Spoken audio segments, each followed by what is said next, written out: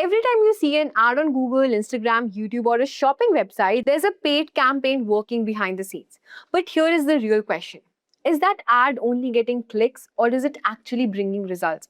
Because in digital marketing, running ads is not enough.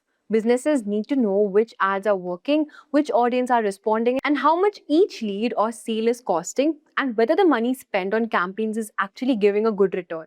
And that is where paid campaign strategy comes in. Hey everyone, welcome back to Simplilearn's YouTube channel. In this course on strategies for paid marketing campaigns, we will learn how paid marketing campaigns are planned, optimized, tracked, and improved to get better results from every marketing budget. We'll start by understanding the basics of digital marketing campaigns and how the conversion funnel works. Then we'll be exploring important campaign metrics like click-through rates, view-through rate, conversion rate, cost per conversion, cost per lead, and return on investment. And after that, we'll also move into landing page analysis and optimization because even if your ad is perfect, the final decision often happens on the website. Next, we'll be looking at advanced paid campaign concepts like dynamic ads, remarketing, bidding strategies, ad spend control, and average cost per lead. We'll be also covering tracking attribution, where you'll be learning how to use tracking parameters like source, medium, and campaign terms to understand where your traffic is coming from. Then we'll move into Google Ads and keyword research. You'll be learning how to find keywords using Google Ads,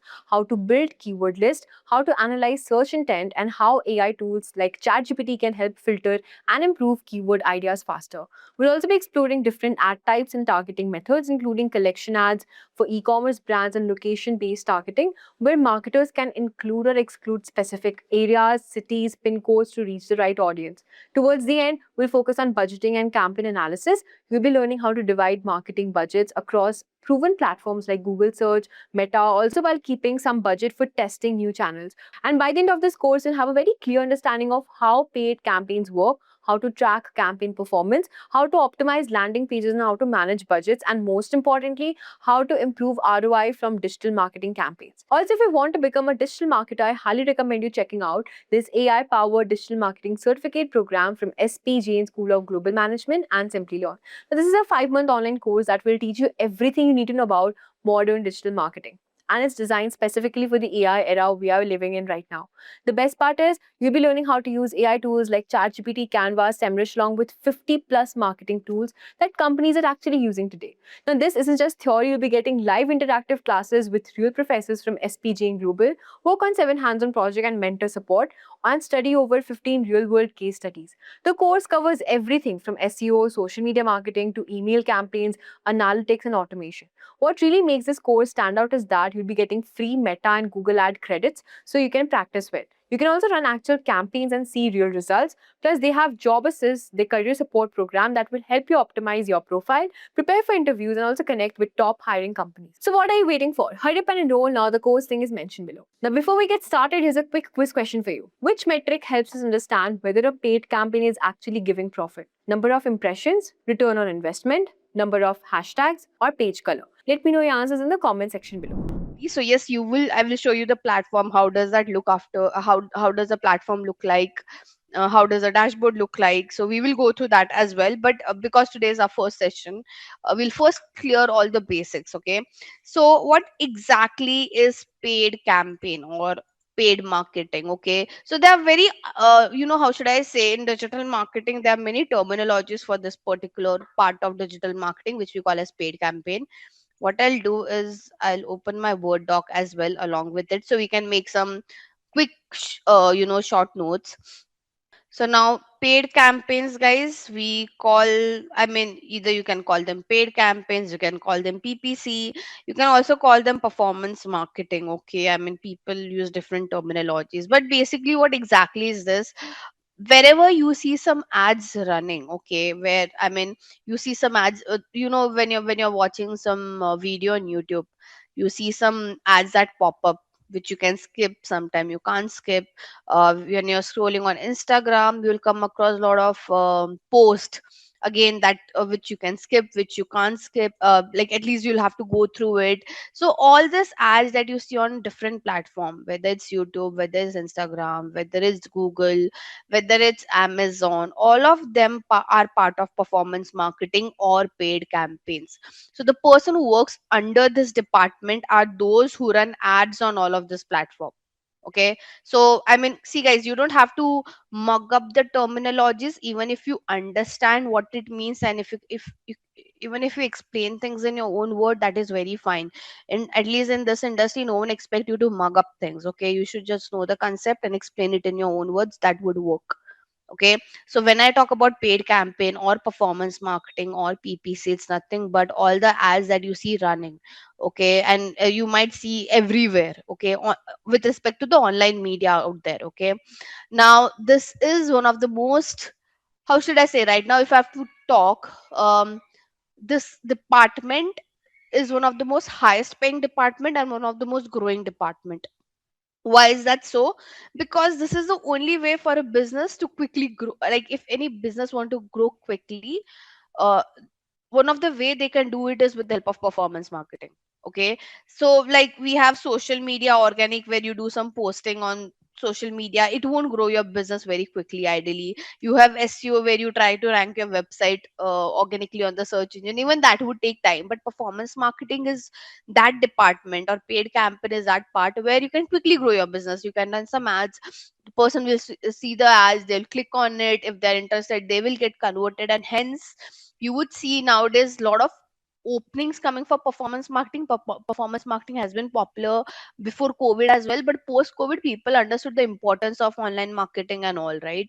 So I have, like, I kind of vouch for this particular department, because as I said, one of the way people will keep on doing performance marketing is that's one of the quickest way to grow your business. Okay, no nonsense, I'm not talking about awareness and all of that. Yes, it will help you with awareness and all as well, with this, but with overall, with respect to business, whether you want to do awareness, whether you want some leads, whether you want some sales, this is one of the quickest way to do it. Okay, so hence brands spend a lot of money on it. Or if you would go to any startup, okay, you would see brand, when they talk marketing, it's digital marketing. Like let's say it's 90 80 20 80 digital, 20 offline. And even in that 80% of digital, your 70% is performance marketing, 10% they might be doing some social and SEO. Correct. So that's the importance of performance marketing. With respect to the department, how much does the department pay? As I said, this is one of the highest paying department. I've known for the last 7 years. If you're working with SEO department, if you're working with social media, I still think this department pays you really great, because, as I said, you are growing their business, right? So the client are happy to pay those people who are providing this kind of services. I know many people who do performance marketing on revenue sharing basis. Revenue sharing basis is like, let's say you guys approach me that, ma'am, we want to run performance marketing for our business. So I would say, yes, I'll help you with the service. You don't give me any exact charges, you give me based on how much product I'm able to sell out for you guys. So for each product, I might take some revenue share. And there are people who are earning in this way. So I, like, not necessary you have to do job, guys. You can do freelancing. And when I say freelancing, as I said, there are many different ways people are doing freelancing. The people who are taking fixed service charges, there are people who are doing on revenue sharing basis. As I said, after one time, when you get an experience, you can do consulting as well. Okay, where you get paid on hourly basis, on based on what kind of recommendations that you're giving. You don't have to ideally execute it, but you're just consulting them. So uh, this is how this particular department looks like. Okay, now okay, there are no questions so far. Now when I talk about what all platforms are part of performance marketing, it starts with, the first one is search engine. Okay, so you need to know Google Ads. Okay, the most popular is Google Ads under search engine. Apart from that, yes, you have Bing ads, you have Yahoo ads, etc., etc., etc. Then you have social media as well. So because social media is divided into two parts, this one is paid part of social media. So you have Meta ads. Okay, Meta ads is nothing but running ad on Facebook, Instagram, WhatsApp, Thread, uh, and there are, I mean, you have Messenger as well. So that's part of your Meta ads. Okay, apart from that, you can do LinkedIn ads, you have Snapchat ads, you have I mean, any social media that you could think of. Okay, Twitter, Snap, Pinterest, TikTok as well. Though in India, TikTok is banned, but if you reside outside India, TikTok is a very important platform while running ads. So you have Pinterest, TikTok, Snapchat, Meta, and etc. Okay. Apart from this, you have aggregators. So aggregators, as in you have Amazon ads, you have Flipkart ads, etc. Okay, there's Mintra in India, so you have Mintra ads and etc. Okay, you have something called as programmatic advertising as well. Now, programmatic advertising is sometimes people consider that under performance marketing. If you're working with a bigger brand, they have a different department altogether for performance marketing, but it is more up for premium brands, okay, to show ads on premium inventories. Okay, this is not for a small business. Okay, I'll talk about this in detail later on, but then there are platform for this as well. So,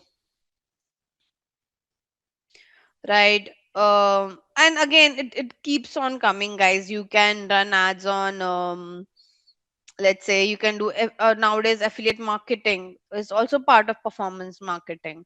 So, like, this would keep on extending. Okay, you can show ads on, let's say, all this UPI apps like your GPay, all the ads that you see showing up on UPI apps like GPay, Credit, Paytm, etc.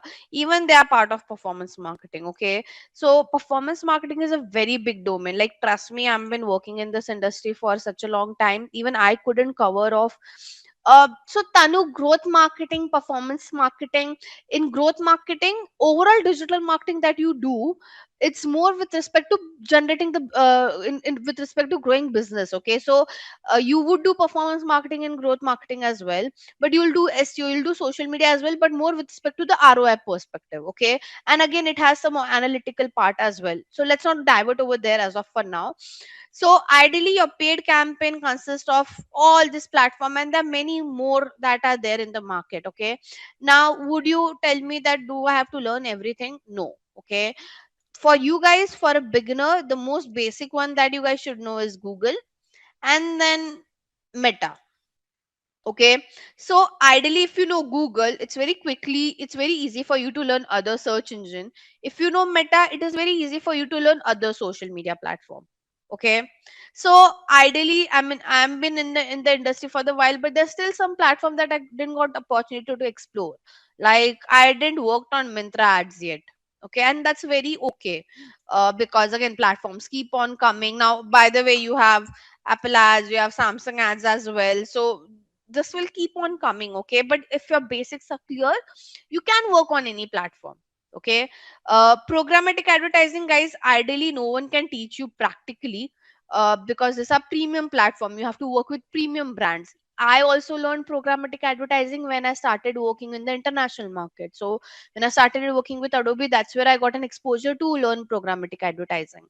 So again, this one is growing a lot, because how should I say, if anyone who's planning to, who want to create their um, career in digital marketing, I kind of vouch a lot for this particular segment, because there's a lot of demand but there's less supply of it. Okay, a lot of demand, but why less supply? Because one, people are not aware. Two, as I said, it's, you can't learn it. Like, yes, you have YouTube where you might some get some content, but practically you can't learn it, because to get access to this platform, you have to work with premium brands, right? So how should I say, there's a lot of demand of this particular department, but I see less supply, less quality supply. Again, let to be more precise out there, right? So now you have a clear picture what exactly is paid campaigns. Now, paid campaigns are run on all this kind of platform.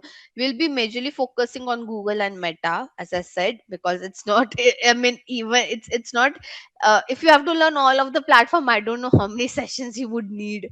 Okay, so you should just, because you guys are beginner, you should just know the basic level platforms.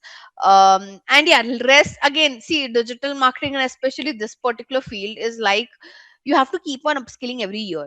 As I told you when I started, every year I have to give my exam of Google, Meta, and all this platform, because this platforms keeps on changing. So what I learned, so even I did my digital marketing program very, I mean, it's been years now. But what I learned at that time and what I'm doing right now is not exactly the same. I had to upskill every year because the platforms keeps on changing. If the platform keeps on changing, you have to give exams every year. So how should I say? Every year you might have to give it. You might not, if you're working with a bigger brand, for sure you'll have to give the exams. Okay, I hope it makes sense, everyone. So you have to constantly keep yourself upskilling in it. uh, you would just learn the basics from us, and then rest it's up to you guys, that you have to keep on going, you have to keep on upskilling. I'll help you out, I'll help you guys out with some platform as well, where you can go and do some self learning. Okay, so I think we can now get started with the main picture of uh, paid campaigns. Okay, let's go back to our PPT. So we will keep on switching between our Word doc, between our PPT, and then I'll take you to the platform as well. Okay, okay. So guys, let's go with the main part. So I think I've already explained you what is paid campaigns. Okay, now why people do paid campaign, I have explained this to you in a very simple term. It's all about growing your business, doubling the ROI for the brands that you're working with, selling out their product as soon as possible, trying to reaching out to a larger group of audience. You can do remarketing as well in paid campaign, which is the best thing. Okay, remarketing, I believe you would have experienced this. So there are times when you're scrolling on Amazon, okay, let's say, and you added some product to the cart, but you didn't end up buying it. Now wherever you would go, let's say you're reading an article, you will see the same products which have been shown to, that you added to the cart. Or let's say you're scrolling on Instagram, it will show you the same product that you just added to the cart but you didn't purchase. Now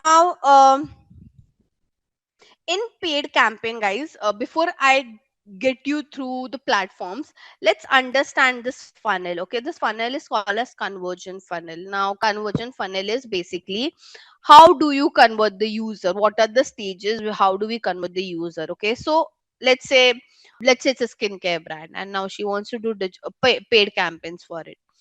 So her strategy is ideally decided based on the conversion funnel. So what this conversion funnel indicates is that, obviously you're a new brand, so ideally you can't to push those people to buy your product. You'll have to start with awareness.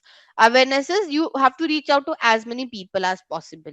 Okay, then once you reach out to as many people as possible, out of those people, some of them might get have little bit of interest in your brand. Later on they will consider your brand, consider as in, like, let's say, have, like, out of 5 option, one of the option for them to buy the skincare product would be from your brand, and lastly they buy your product. Okay, so when we do whenever we run paid campaign, we follow this strategy. How? Okay, so let's say whenever we want to do awareness, we do awareness with help of Meta and YouTube, because it has video content, right? So people like watching video content gives lot of awareness, and it is very cheaper. But when I want people to buy my product, when I want to generate that end ROI, what I do, I run search ads. What are search ads?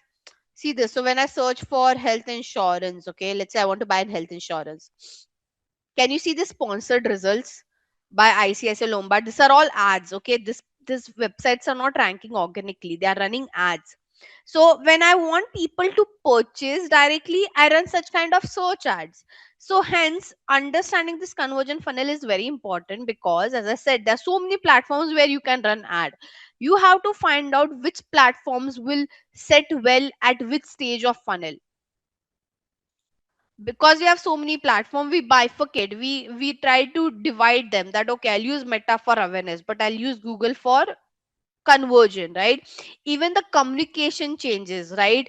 Probably at an awareness stage, the ad that I would run will educate you on skincare. Okay, but at the action stage, my advertising communication would be more with respect to discountings or offers. Correct. So based on the conversion funnel, your platform changes, your communication changes, the products that you push, that also gets changed. So this is more part of strategy, I would say. For a beginner, they don't have to look into the strategy part, because you guys are just joining this particular industry, but you should at least know what is the conversion funnel in simple term. this is upper funnel, this both are middle funnel, and this is lower funnel. Okay, upper funnel, as I mentioned, you are doing more with respect to generating that awareness and interest. Middle funnel is all about consideration, and lastly lower funnel, which is action, is more about asking them to buy your product. Okay. Now, ideally, um there's one strategy, okay, that we follow. So uh, see, all of this we don't do theoretically, we use, as I said, because it's all about numbers, we use platform like Google Analytic and Adobe Analytic, where we track the user end to end. When I say when we track user end to end, you, let's say when you visit a home page of a brand, till your add to cart or till your payment gateway page, you do get tracked, and based on that we decide, okay, what kind of ads we need to show to you guys. So it's very personalized, guys. All the ads, most of the ads that you guys see are very personalized based on what actions you have taken. Okay, randomly no one would show ads to you guys. Okay. Now, let's start and understand the first platform, which is Google Ads. Okay, so I won't bore you guys further, but before I start with the platform, guys, we should understand some important metrics. Okay, important metrics is nothing but,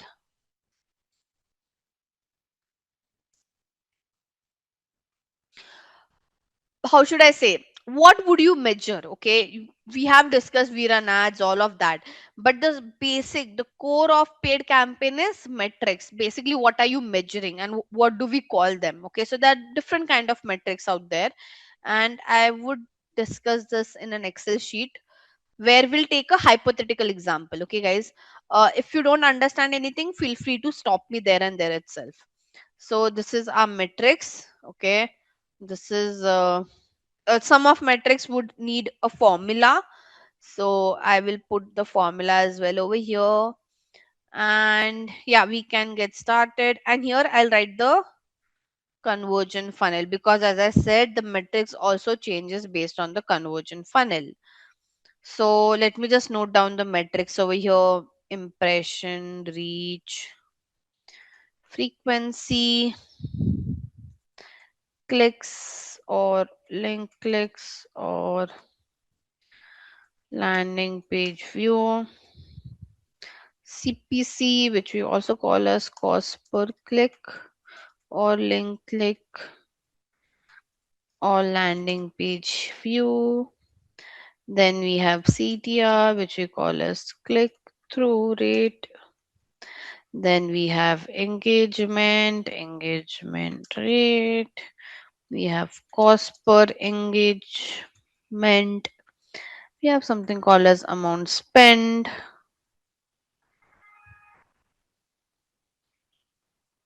So these are important metrics that you guys should know. Okay. There's also something called as, wait,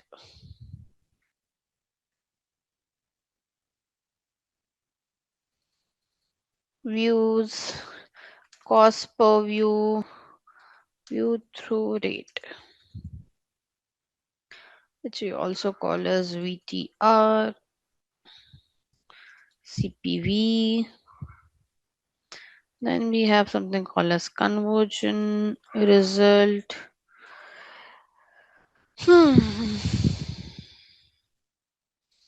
Cost per conversion or cost per sale, sorry, result. And then we have conversion rate or result rate, or then we have revenue, we have AOV, which we call as average order value. Guys, I'm just noting it down for you guys first. Return on ad spend. Okay, so now this, I'll just write for each conversion funnel which one is considered. This one is for your awareness. The first thing is impression, guys. Okay, now what is impression? Impression is nothing but, I'll write an explanation over here. Okay, so number of time the users see the ad. Okay, number of times the ad has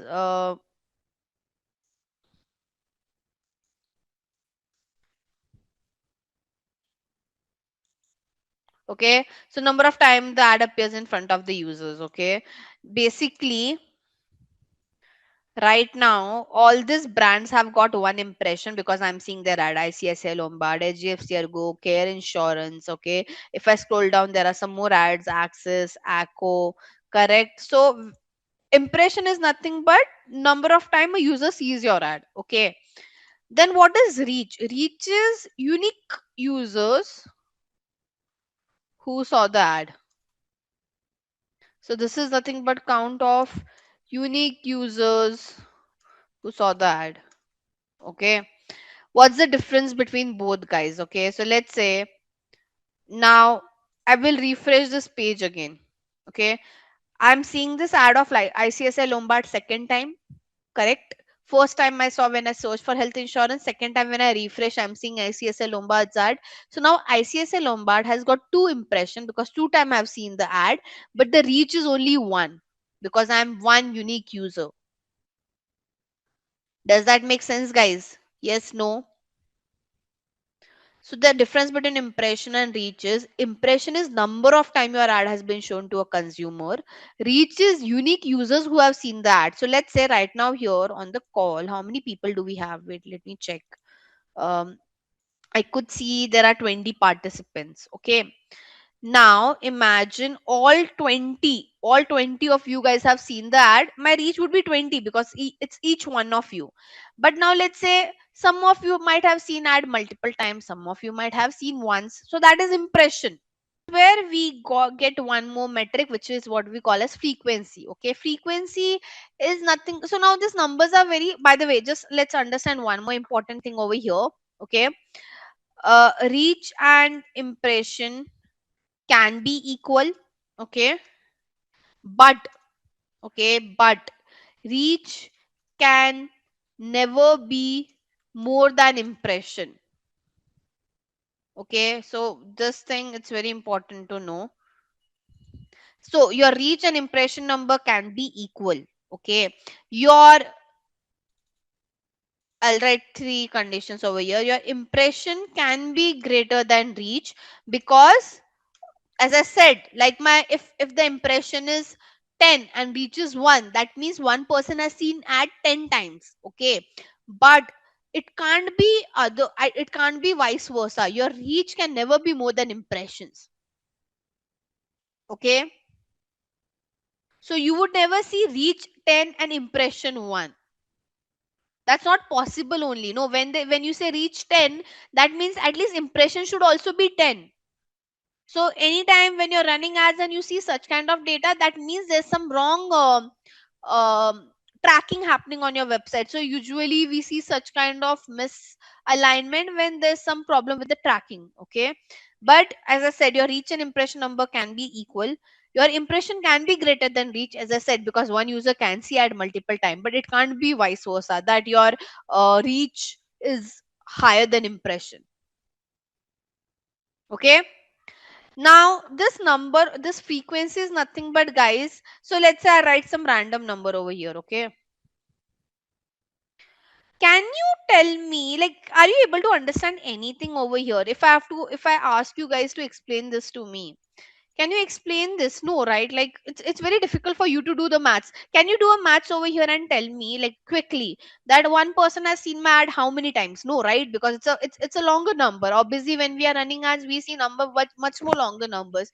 So it's very difficult for us to do that calculation on the spot. That, one user has seen my ad how many times. That's where we use this metric called as frequency.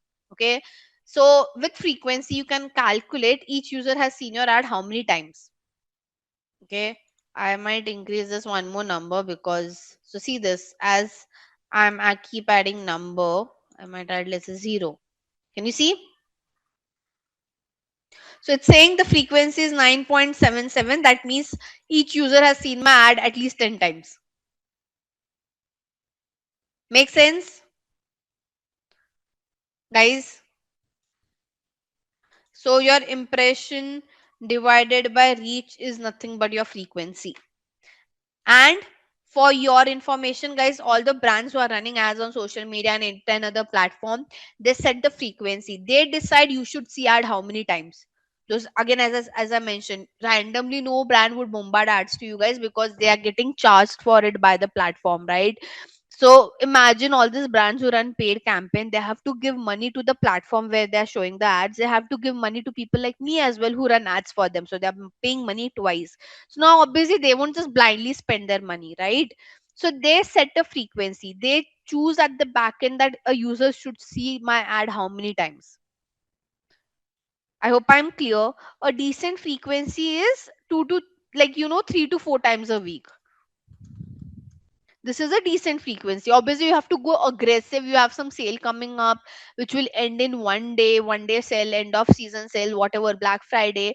That time will go more aggressive and you might say, okay, in a day I want to show my ad 3 to 4 times. But for a normal day, showing ad 3 to 4 times a week is fine. So first I'll cover the awareness part. Now what is views? Okay, views is related to your YouTube. Okay, so this numbers, view, cost per view, view through rate, is for your YouTube. Okay, where you're watching that video. Okay, so basically number of time the user watched the video, it's called as views. Okay, cost per view is basically how much the brand has to pay for each view. Okay, so again I'll write some random numbers over here. Let's say we have got 1,000 views. Okay, so cost per view is a metric where you can understand how much you have paid for each view. Okay, not fun fact, but one fact for you guys.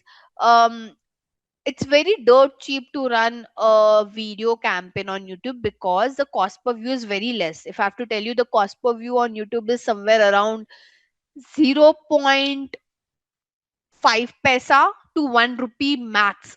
INR I'm talking about. Okay, obviously even if you run for other market, the value would be very low. Now I mean it's easier to count, to find out cost per view and all. So I'll just write the formula over here. To find out your cost per view, you take your amount spent and divide it by total views. Okay, so let's say I'll write a random number. I'll write 10,000 over here. Let me give a currency sign to this. Okay, now how do you calculate cost per view? You take your amount spent divided by your views, that is your cost per view. Okay, don't consider this to be like, how should I say, these are some hypothetical numbers that I've just added for your calculation part. Okay, these are not real numbers. This is just like for the example, I'm just randomly putting some numbers over here. Okay, but that's how we calculate our cost per view. Okay, now guys, one more thing. uh, Cheaper the cost per view, better is your campaign performance. So obviously you will aim to get as much cheaper cost per view as possible, right? The cheaper the CPV, the better. Like at, like, how should I say, as much as your CPV is lesser, that is better for your campaign, right? Because in that same amount you'll get more views. So you should always aim to get a lower CPC. Instead of saying cheaper, let me just say lower. Okay.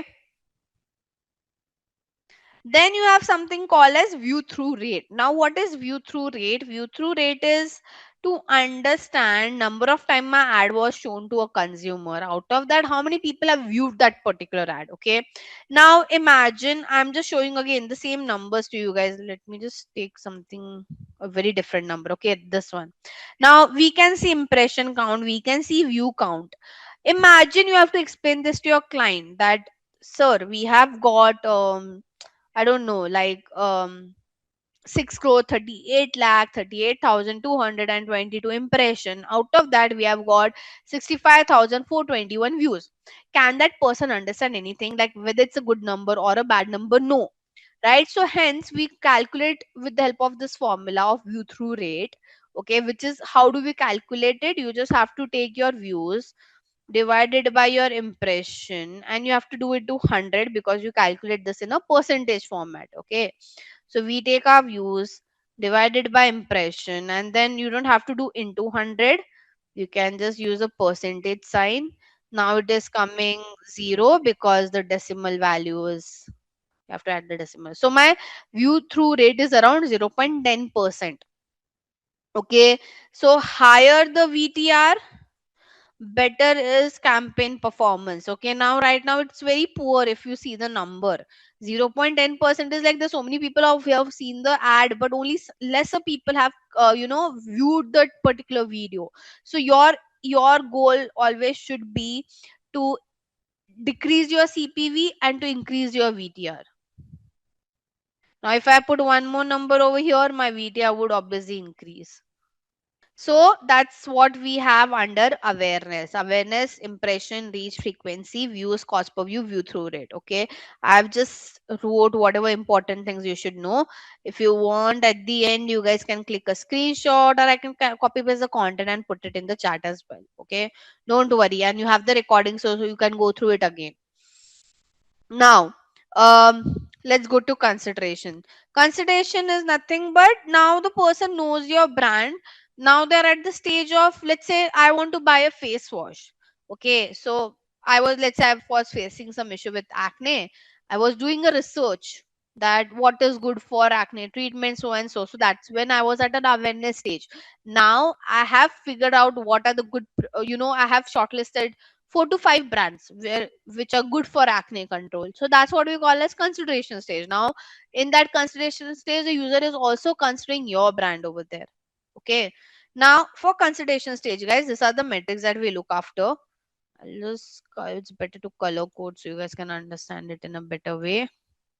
So what do I mean by click? Okay, click and link click. Like click is, even if you click anywhere on the ad, is called as click. So right now I'm seeing this ad by NCIC Lombard, right? Even if I click on this picture, it's called as click. If I click here, it is also called as click. Okay. So click doesn't assure you that the person visited your page. Okay. Now what is link click? Link click is you're clicking on link. Okay, like this is a link, this is a click. Okay. So if you click on any link, that is considered as link click. Okay, but again that doesn't assure that the user visited the page. Why? Because see this, I'll just click on it and I'll bounce back again, right? So does this guarantee that the person visited the page? No. It could be the person mistakenly clicked on that ad, or your website wasn't working. So click and link click ideally doesn't assure you that yes, the person visited the website. But landing page view, yes. What does landing page view would measure? That the person has clicked and now they have landed to the website, and at least they have spent like few seconds on the site. Observe one thing, that your clicks is higher than link clicks, obviously, which is very obvious. And your link clicks are higher than, the count of link clicks is higher than link click landing page view. Okay, which is very obvious. There are many people who will click. Out of those, there are only some people who will do link click, and out of those, very less people will land on your site, right? So this is what we mean by click, link click, landing page view. I'll just write again some random numbers over here, guys. So let's say this is our number. Okay, I'm saying this many clicks or link click or landing page view we have got. Okay, now how do we calculate our cost per link click or cost per click or landing page, which very again is the same thing. You take your amount spent divided by your this particular thing, that's where you get your cost per click or link click or landing page view. Okay, so again I'll write the formula over here. You take your amount spent divided by your clicks or link clicks or landing page view. One more thing here also, lower the cost per click or link click or landing page view, better is your campaign performance. Ideally, you should always aim to decrease this number, right? The cheaper you get, the better it is what we are trying to say. Make sense? Then you have again click through rate is like your VTR. If you show this number to your client, we got so many impression, we got only this many clicks, it's very difficult to understand that. Good, obviously we can see the number is not that great, but when you convert into percentage, it's easier to understand for that person. Okay, and even when we present, we don't show them impression and clicks number, we just tell them what is my CTR in percentage format, so it's very easy for the other person to understand it. Okay, and again, how do you calculate it? You take your clicks divided by your impression and do it into 100. That's your CTR. Okay, now again I have to do it over here. I'll take my clicks divided by impression, change it into percentage, increase this decimal count over here. Obviously, if I improve this number, this will also increase. Make sense? Here also, higher the CTR, better is the campaign performance. So ideally, if I have to summarize, guys, your CTR and your VTR needs to be higher in percentage, whereas your CPC or CPV should be lower in the currency. Now we have engagement rate and cost per engagement. By the way, this is only for your social media. Okay, this is not for your search engine, because search engine doesn't have engagement kind of thing. Okay, now we all, engagement is nothing but, guys, your, sum of like, comment, share, etc, etc, etc on any of your social media post. Okay, so that's what we call as engagement. Number of like, comment, share, anything, any activity you do on that particular post is called as engagement. Okay, again, engagement rate is the same concept. Number of time your post was shown to the consumer, and out of that, how many people have actually engaged with it. Like when you're scrolling, you see so many posts, right? So now in ad as well, when you're scrolling, you'll see so many ad, that is your impression. But what would be an engagement? When you like that particular post, or when you comment on that particular ad wala post, right? That is what we call as engagement rate. And again, the same thing, cost per engagement is, let's say I have, I've got this, how this many engagement, I have to find out my cost per engagement. Again, the same thing, you take your amount spent divided by your engagement. So amount spent divided by your engagement. Same goes with your engagement rate. You have to find out of number of time my ad was shown to the consumer, how many people have actually engaged with it. So see, if you would understood this all are similar when we talk about the explanation. The only thing that is changing is the action that one user is taking. In click, you're clicking on that ad. On in views, you're watching that video. In engagement, you are doing some activity on that particular ad, like you're liking that ad, or or you're commenting below that ad. So, but if you see, the calculation with respect to CTR or VTR or engagement rate is same. The concept is same. The calculation with respect to CPC or CPV or cost per engagement is also same. It's just that the action that you're doing is different. Metrics for paid advertising. This doesn't include anything related to organic. For organic, the metrics that we check is completely different. You would be checking um, the online reputation management. There you check a lot with respect to how people are reverting, you understand the emotions, you do social listening and all of that. That is different, that is organic. This is only paid, where you're paying money to the platform to show your content. Now let's go towards the last part. Now this was all awareness consideration, but if I have to talk, most of the brand, at least for Indian market, the reason they do paid advertising is for this, to get that end result. Okay, to get that business like, they, I mean, there are many brands who are very frugal and they don't understand awareness and all. They don't care about how many people have seen my content, how many people have engaged. They would just ask you one thing: how did it this impacted my business, how did my business grew by doing this. So most of the clients that you guys would meet would only focus on this particular part, because that's where you see business numbers. Okay, that's where you see how this is impacting your business. But Very important thing, guys. You have to do awareness, you have to do consideration. Why? Because if you only focus on the end result, okay, let's say you won't get audience pulls if you only focus on the consumer who already know your brand. So for you to increase your audience pool, the only way to do it is by doing some lot of branding campaign where you track some awareness and consideration. Okay, so I mean, it's very difficult for many brands to understand this, and they regret later if they don't do it. So there are many brands will tell you, guys, I don't care about what was my reach, what was my impression. You tell me how much business did you got on the table. Yes, you should discuss this, and it is an important part. But if you don't do this, how your audience pool would increase is a question, right? So there are many brands who will just tell you that, okay, let's just show my ad to those who already know my brand and keep pushing our other products to them. So let's do some cross selling and upselling to them. Okay, what is that comes to this particular this makes me let's discuss this, what is cross selling and upselling, because it's very important. Now cross selling and upselling is like, um, so I have bought a face wash from Jessica's brand. Okay, now what Jessica can do is she can do some cross selling where she would ask me to buy a moisturizer, buy a toner, buy a under eye cream. That is cross selling. You are selling other complementary product, right? Let's say if you buy an iPhone, the brand will ask you to buy a charger, earbuds, accessories of that phone.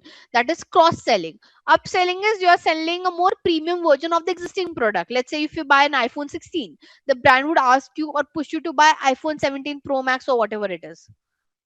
Okay, so there are many brands who will just tell you, let's just show ad to those who already know our business, because it's very easy for us to convert them and ask them to do, let's do some cross selling and upselling and grow our business, grow our revenue. Yes, that would work. But then how your business would in actual grow? No, it won't grow if you're not increasing your audience pool. And to increase your audience pool, you have to do awareness campaign, you have to do consideration campaign. Now, so for the brands who do lead generation and who want to do their app installation, they watch out for this metrics. Okay, uh, by the way, what all brands fall under lead generation? So all the brands who are selling a high um AOV product. AOV is average order value. Okay, if they are selling high AOV product or services, they usually do lead generation, because it's difficult for the consumer to, I mean, I'm not saying that consumers are not buying high AOV products online, they are. But when I say high AOV, I mean like real estate, or like automobile, or your insurance, or education. For all these brands, they do lead generation. When we say real estate brand is doing digital marketing, they do lead generation through it, right? Because would you go online and buy a flat, guys? No, right? Like, let's say a brand show you an ad that buy a flat online, and they ask you to do a 1 crore payment. Would you do that? No, right? If a brand, or if an automobile brand is running an ad, and they'll tell you, okay, do the payment right now and buy a car, would you do that? No, right? Let's say for an MBA program, it will just tell you, okay, go to the site, buy a 2 years program. Would you do that? No. So all these brands, they do lead generation with the help of paid advertising. When I say lead generation, they'll take you to the website, they'll ask you to, if you're interested, you have to share your details with them, and obviously they'll have the sales rep who'll call you, who'll talk to you for a very long period, who'll take a lot of follow up, and then if you're interested, you'll get converted. So all these brands, like industry like real estate, BFSI, healthcare, automobile, B2B, they all do lead generation in digital marketing, or specifically in paid campaign. Make sense, guys? I hope you understood the concept. Why lead generation? Because none of you would go online and buy a flat.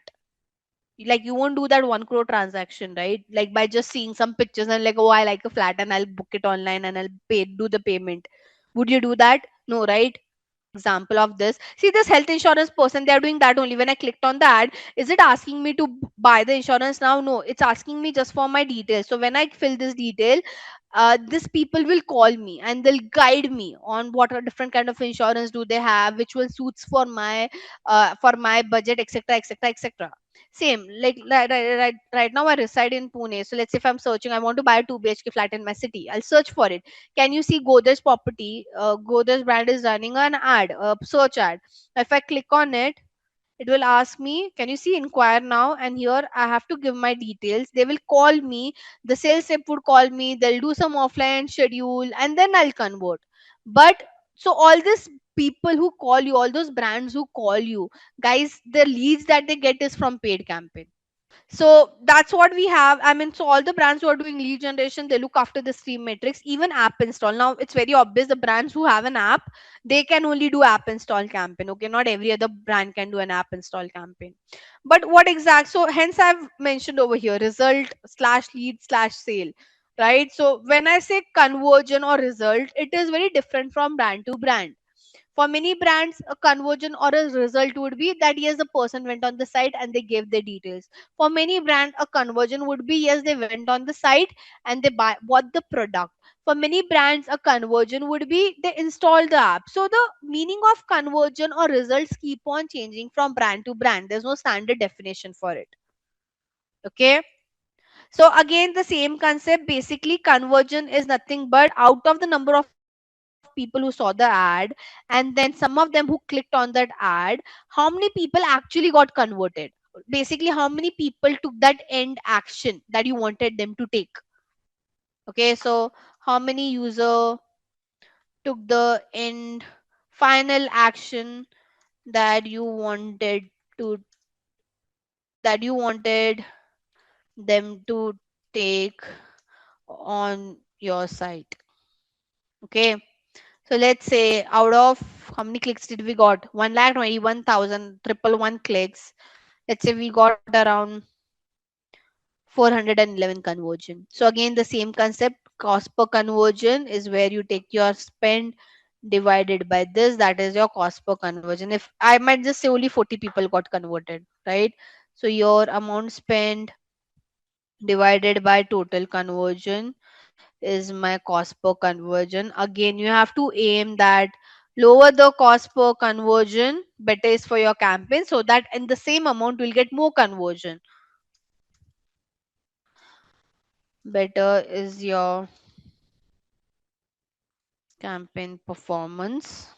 Okay, then same conversion rate, it's for this is now to understand out of the number of people who clicked on my ad and landed to the my site, how many people, how many percentage of people ideally got converted. Okay, so again, how do you calculate this? You take your conversion divided by your clicks now, and then you have to do into 100. So I won't do into 100, I'll just do it in. So 0.03% only people got converted. So you take your conversion divided by your total clicks and then do into 100. Again, higher the conversion rate, better is your campaign performance. Okay, I hope I'm clear. So this is what brands who do lead generation and app install track. They always want that the conversion rate increases, because if conversion rate would increase, more people are getting converted, and that automatically drops your cost per conversion as well.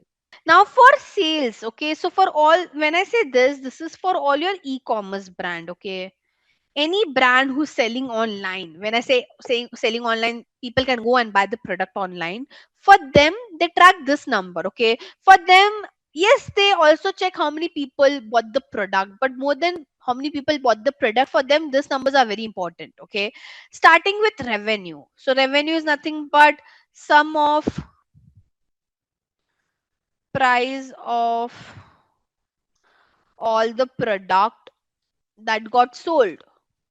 Okay, basically, let's say you have imagine you have got 40 conversion. Okay, imagine, let's consider this for Jessica only. Okay, Jessica has got 40 people, she has got 40 purchase on her site. Okay, now imagine she's just selling face wash online. Okay, and each her price of her face wash is around 500. Okay, so her average order value is 500. Let's say that's the average price. So what would be her revenue? Revenue would be very simple.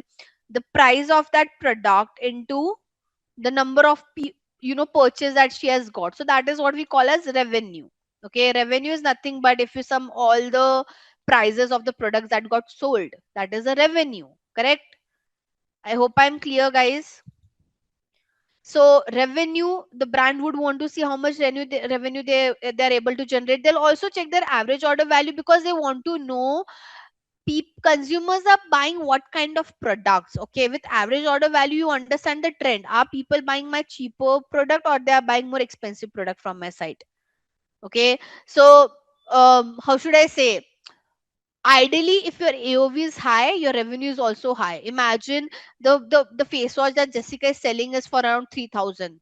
Okay, so obviously her revenue would also increase automatically, right? Let's say on an average the starting price on her website is for 3000, whether it's a face wash, whether it's any product, any skincare product. So don't won't that automatically impact her revenue as well? Let's say instead of 500 I make it 3000. See, the revenue automatically got jumped. Correct? So the brand would want to see how much revenue they're able to generate. The brand would also want to see the average order value. That gives you an understanding that people are buying what sort of product. Are they buying cheaper product, mid-range product, high-range product? So accordingly you can do some cross-selling, upselling to them. Let's say you find out some consumer who are buying very premium products from you guys, so you will only push them some other premium products that you guys have, right? So basically this is to more understand the user pattern on your site. Okay, like this is happening. If you might have heard this, right? At least the people who are residing in India, they are like all the quick commerce that have emerged in India, like Zepto, Blinkit and all. You would have seen they are doing this thing called as the dark pattern, where they're checking, like for each person the price is coming very different. They're tracking what kind of product you're buying, and based on that the pricing is also changing for person to person, right? So all this brand, they track your user behavior on the site, and based on that they will do some cross selling, upselling to you guys. Okay, so always observe that. Now, return on ad spend. This is the most important metric for any e-commerce brand, guys. um, because this will tell you how much profitability did the brand generated by running that, how profitable it was for them to run an ad. Okay, and to calculate this, what they do is they take the revenue, okay, and they divide it by this spend. This is what we call as return on ad spend. Okay, so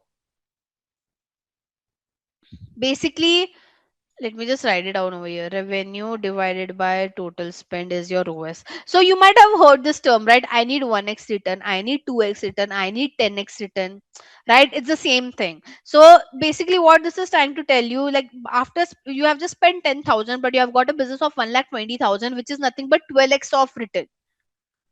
And the brand for them, like all the e-commerce brand, they won't tell you that, oh, go blindly spend my money. No, they'll give you a target, they'll give you a return of ad spend target, that at least whatever ads you're running, we need a basic return of ad spend of 5x or 10x or whatever they want. Make sense? And trust me, after that, they also calculate one more thing called as POS, profit of ad spend.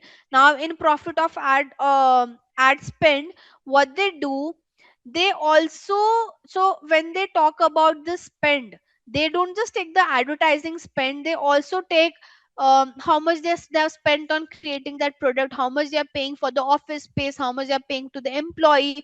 Basically, they want to find out the end profitability. So here, like along with the revenue, apart from total spend, they'll also add the employee cost, office space cost, price of creating the product. Everything gets added. Okay. Now, ideally, if your OS is 12, your profit of ad spend would be half of it. So it might be 6, 5, whatever it is.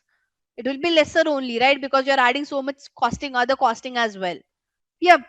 Starting with, I'll start with the good website. Obviously, it's Maisha by Isha. I'll tell you what makes Maisha by Isha stand apart. Okay, for some of them, it might look very overwhelming. Yes, it is because you have so many products. Okay, but guys, it's e-commerce. Okay, e-commerce, I mean, you go to Myntra, you go to Amazon, that is also in a similar way, because they are selling so many products, it will look overcrowded only. Okay, I mean, for a brand who's selling so many different products, it does look overcrowded. I mean, Amazon also would look in a similar way. Myntra would also look in a similar way. Flipkart would also look in a similar way. So I won't say that's a negative point. That's like, how should I say, that's how like a default e-commerce looks like. So we can't say that, oh, please make it less. No, right? But if you even if you see this, though it is so the first thing, they have followed what the brand shows. It's very Pinteresty website. If you would have seen, like, if you see their banner, the color tone, the designs and all of that they have created, they always think more of like on a Pinteresty vibe. Their brand is all Pinteresty vibe, if you would see. Okay, so that's what they have tried to maintain. Even if you see the backdrops that they have used for their clicking their product pictures, that is also very like, how should I say, it's more of like an aesthetic website that they're trying to create. Okay, which is not bad at all. Correct. I like, as I said, someone have already mentioned, the categories are well shown over here, which is also good. It's easy for someone to understand what all do they have. Correct. Good banners, I mean, I must say the banners are really great, if you would see that way. Correct. The new arrivals, what are the new launches that they have done, they are showing you specifically over here. Watch and shop is a very good thing, guys. I like, they have integrated the way Myntra is doing, where they're showing, the influencers who are buying the product. So it's again, one is that you're seeing the product, one is like where you're seeing influencer wearing it, how it would look like. So that also creates a very big difference. Correct, because it's e-commerce. Again, what that brand is all about, they have mentioned to they have thought to mention about it as well, like what do they stand for. Okay, they're handcrafted, handmade, local artisan. Nowadays people are very like, they are showing the video how the local artisans are working, so that's very important for them, right? Again, spotted, very important. Nowadays people buy what influencers buy, so they have make sure all the big celebrities in India who have bought from them, they are showing their pictures over here. Okay, that's what I liked. Then obviously what the customers are trying to say. Last but not the least, whatever the other USPs are, top notch support, secure payment, they have a chatbot, which ideally all the e-commerce should have. So a good landing page, I would say. Now, as I told you, checked one product specific page as well. Okay, so now if I even if I go to a category page, this is a category page. Now, even in the category page, you would see they are showing review, pricing. It's a decent category page, right? Now, if I go to a product specific page, one very good thing, this thing, no one have mentioned about this. I'm not sure how many of you went, but they have added video on how this product would look on anyone who is using it. Apart from that, if you see their description, okay, the care, because it's a handmade brand, local artists and all of that, they are telling you how can you take care of the brand bag as well, because they're expensive if you see as per the Indian market. Okay, now again, like all the discount, international shipping, 10 other things, testimonial, that is there. But what I like is they are very how should I say, transparent. That's the word, right? They're very transparent with respect to the product and all. Correct. So that makes, I mean, ideally the website is very aesthetic, and obviously social icon is very but obvious that every brand would have. Okay. Now the second ranking is Inji. Inji is simple, which is good. Having a simple website is not a problem. But as I think Jessica started with saying, it's too simple, which is where she's correct. I mean, it's a clothing brand, guys. How, I mean, okay, tell me, what does this banner indicate? Can you understand what this banner is trying to show? Yes, it is trying to show some prints to me, but I can't understand this banner other way, right? Like, for a global, if they're promoting this in the international market as well, how one would understand what the brand is all about? Secondly, I mean, I can't imagine now. Yes, they have used some mannequin, but still, I mean, you're a clothing brand person. I would want to see how this color would look on different, this particular top, or this color would look on different tone, different shape. Correct. So that's the bare minimum that they should have done. But as I mean, the overall insight for Inji is that it's too simple. Even if they keep model, I think it's a good website because it's very clean, it is very clear. So that's a good thing. And now Per Patola, so one, like, Third is pair patola, starting with when you open the website, the brand logo, the brand color, nothing matches. It's very cluttered, it's very haywire. Even if you see this banner, guys, the banner is cropped out. If you would have observed, their main banner, their main picture is looking cropped out for me. Does that show a good image in front of the consumer? No. Like, how this can be cropped out? How? Why the CTA is in this some different angle? This is your main banner. This picture would decide if the user want to scroll or not. And when I see this, I don't want to scroll further. Right? Where is the brand color getting followed? I mean, if you see the brand logo, it's some purple, something is going on there. Here the color is different. I understand the product color can be different, but at least it should be somewhere the brand color should be followed, right? So the problem with pair patola is the first impression is wrong. How should I say? Your first impression is last impression, and for a website, the first impression is the topmost banner that they use. Hence, for Maisha, people would scroll because their banners are really great. They have a carousel banner where they're showing all the category. So if this disappoints, there's a good chance the person will get disappointed and they won't scroll down. Same goes for NJ because the first banner is so bad. I mean, what one should imagine, the person would not want to scroll. Correct. So this decides do I want to scroll further or not. Right. So yes, they are showing some of their bestseller. Again, this does at least this could have been in purple. If the website logo, main logo is all purple, something that I could see, then it should be followed, right? They are not following it anywhere. Even if you see the background picture is very different. If you would have seen Maisha, they have tried to have a similar kind of background picture. Even that matters because that gives you that, how should I say, similarities on the page. This looks again very haywire, right? Again, no testimonial, no videos, nothing. It's just plain product pictures which have been dumped.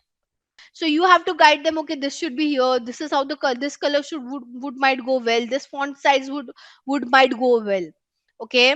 Um, Now again, I think I have mentioned all this pointer, but we'll just reiterate for the very last time. uh, Proper working links, very important. CTA, again same thing. Proper website page design, unique content. Like Maisha by Isha's website was different than Pair Patola because they added those reels, they added those celebrity picture. They could have also done that. They could have just added product picture and they would have left out. But again, how does your website stand apart from other websites?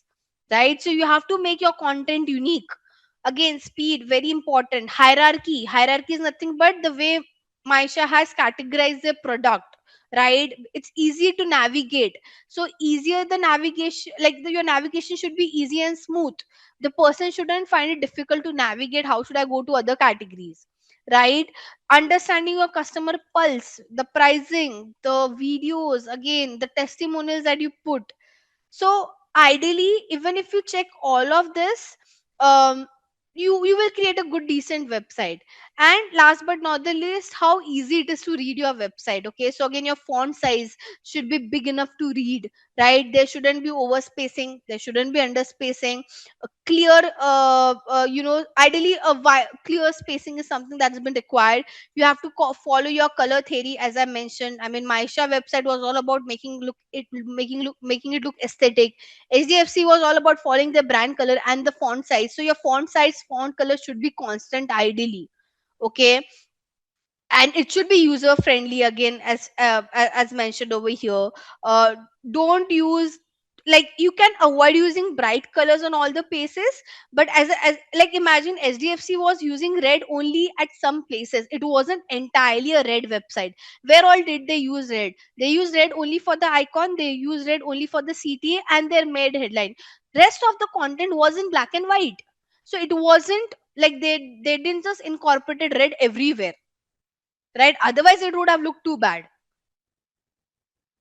So I hope you guys are able to understand, right? We have discussed all these pointers. It's just that we are just going through from a theory perspective again. Okay. um Now, element, how should I say, for visual hierarchy, um this is something that more than you, the brand would have the UI and UX developer. Okay, so nowadays there are UI and UX developers out there. They usually look after all this, what are the color and contrast they should use, because they would have better aesthetic idea, to be very honest, how the layout should be, text size, where the media should go, ideally symmetry. So bigger brands, they have the UI and UX people out there who look after all of this. But again, if you're working with some smaller brand, you should have a basic idea. Like, again, this is more of with respect to your instinct, and also you should have some practical idea, that for example, you can't use as I said, like HDFC, imagine they would have put everything in red, it would have looked very bad. Hence they put a combination of red, black and white, right? Again, layout, it can't be in left side or right side, it's somewhere that thing should, which should be in middle. So you have to understand the layout and the placement, where you should put your picture, right? So all of this are basics of website that ideally your developer should know. I'm not saying your developer shouldn't know this, but as I said, you might work with some small brand and they wouldn't know about it. B2B, yeah, let's do one thing. So, digital marketing agency is all about B2B. So, let me search for digital marketing services. Okay. Now, we can just open, I don't know which is a good website. We can open this one, the first ad that I could see. So, it's B2B, right? Someone is looking out for the services.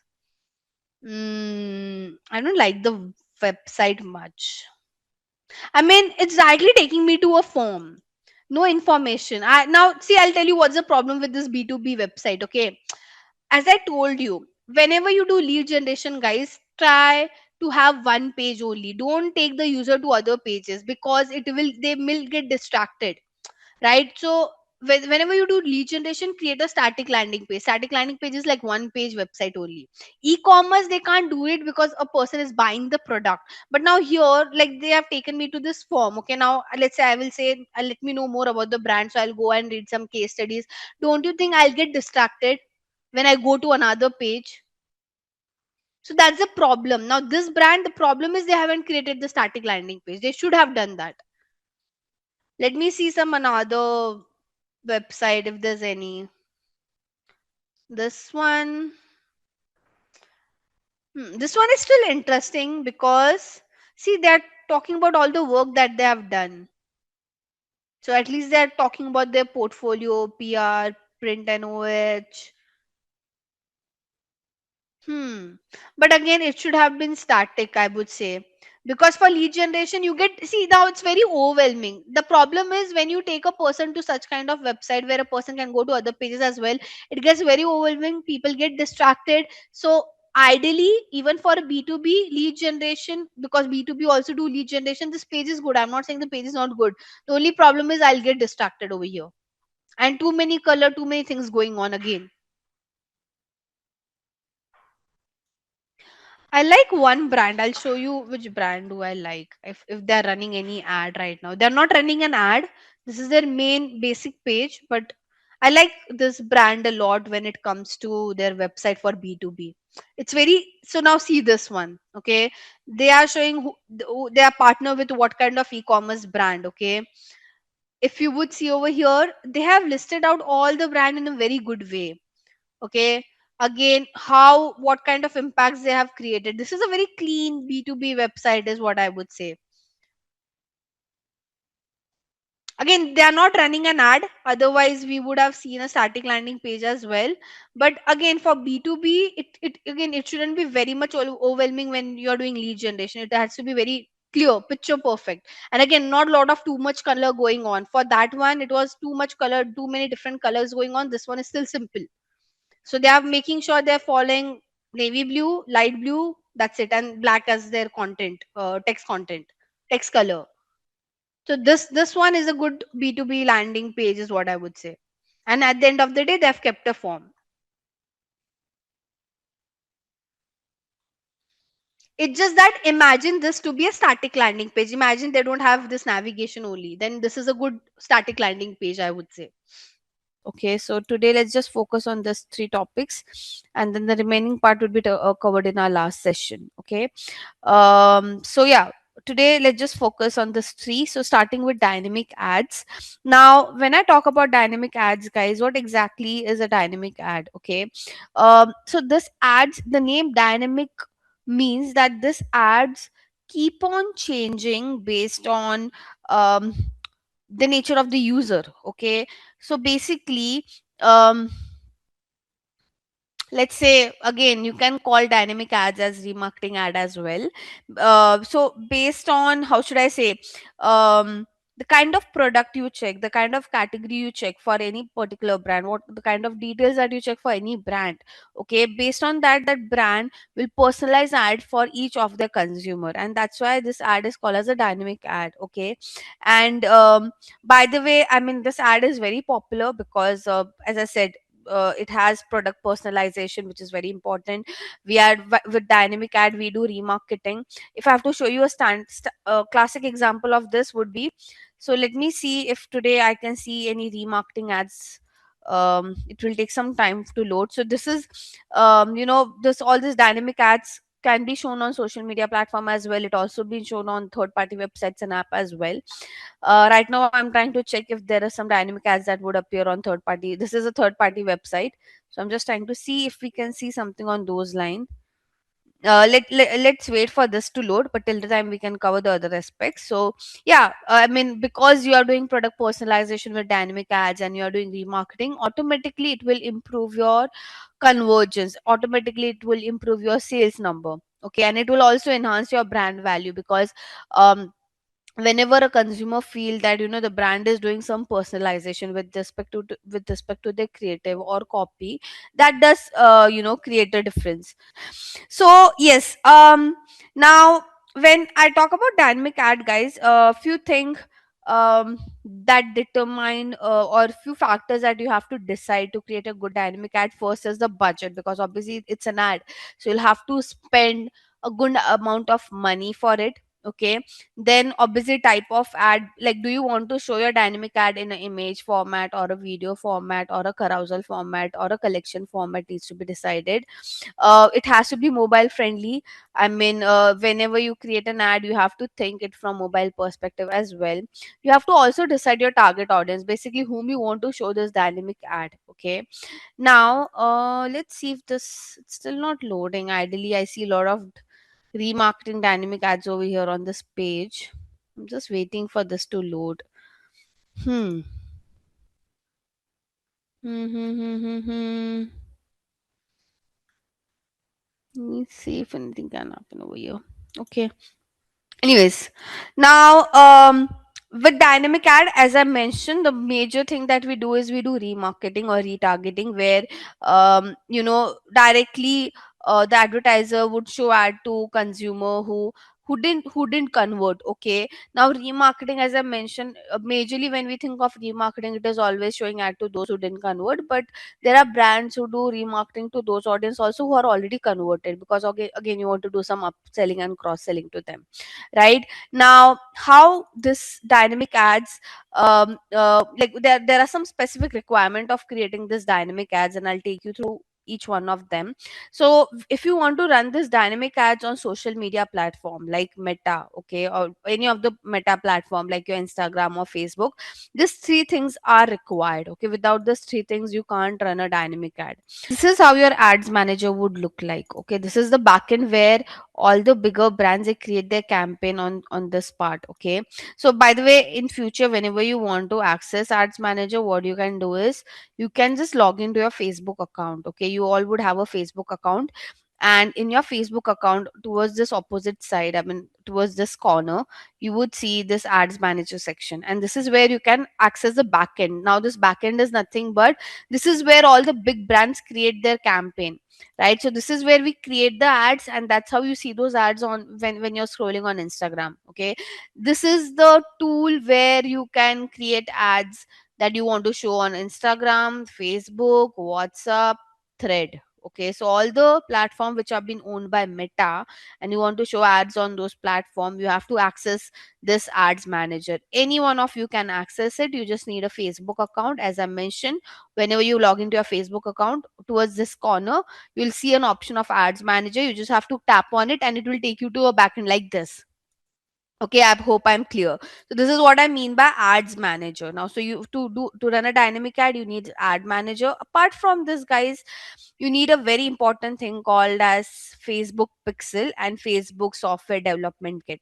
Now, Facebook Pixel is for website, and your Facebook Software Development Kit is for your app. Okay, now what exactly is this?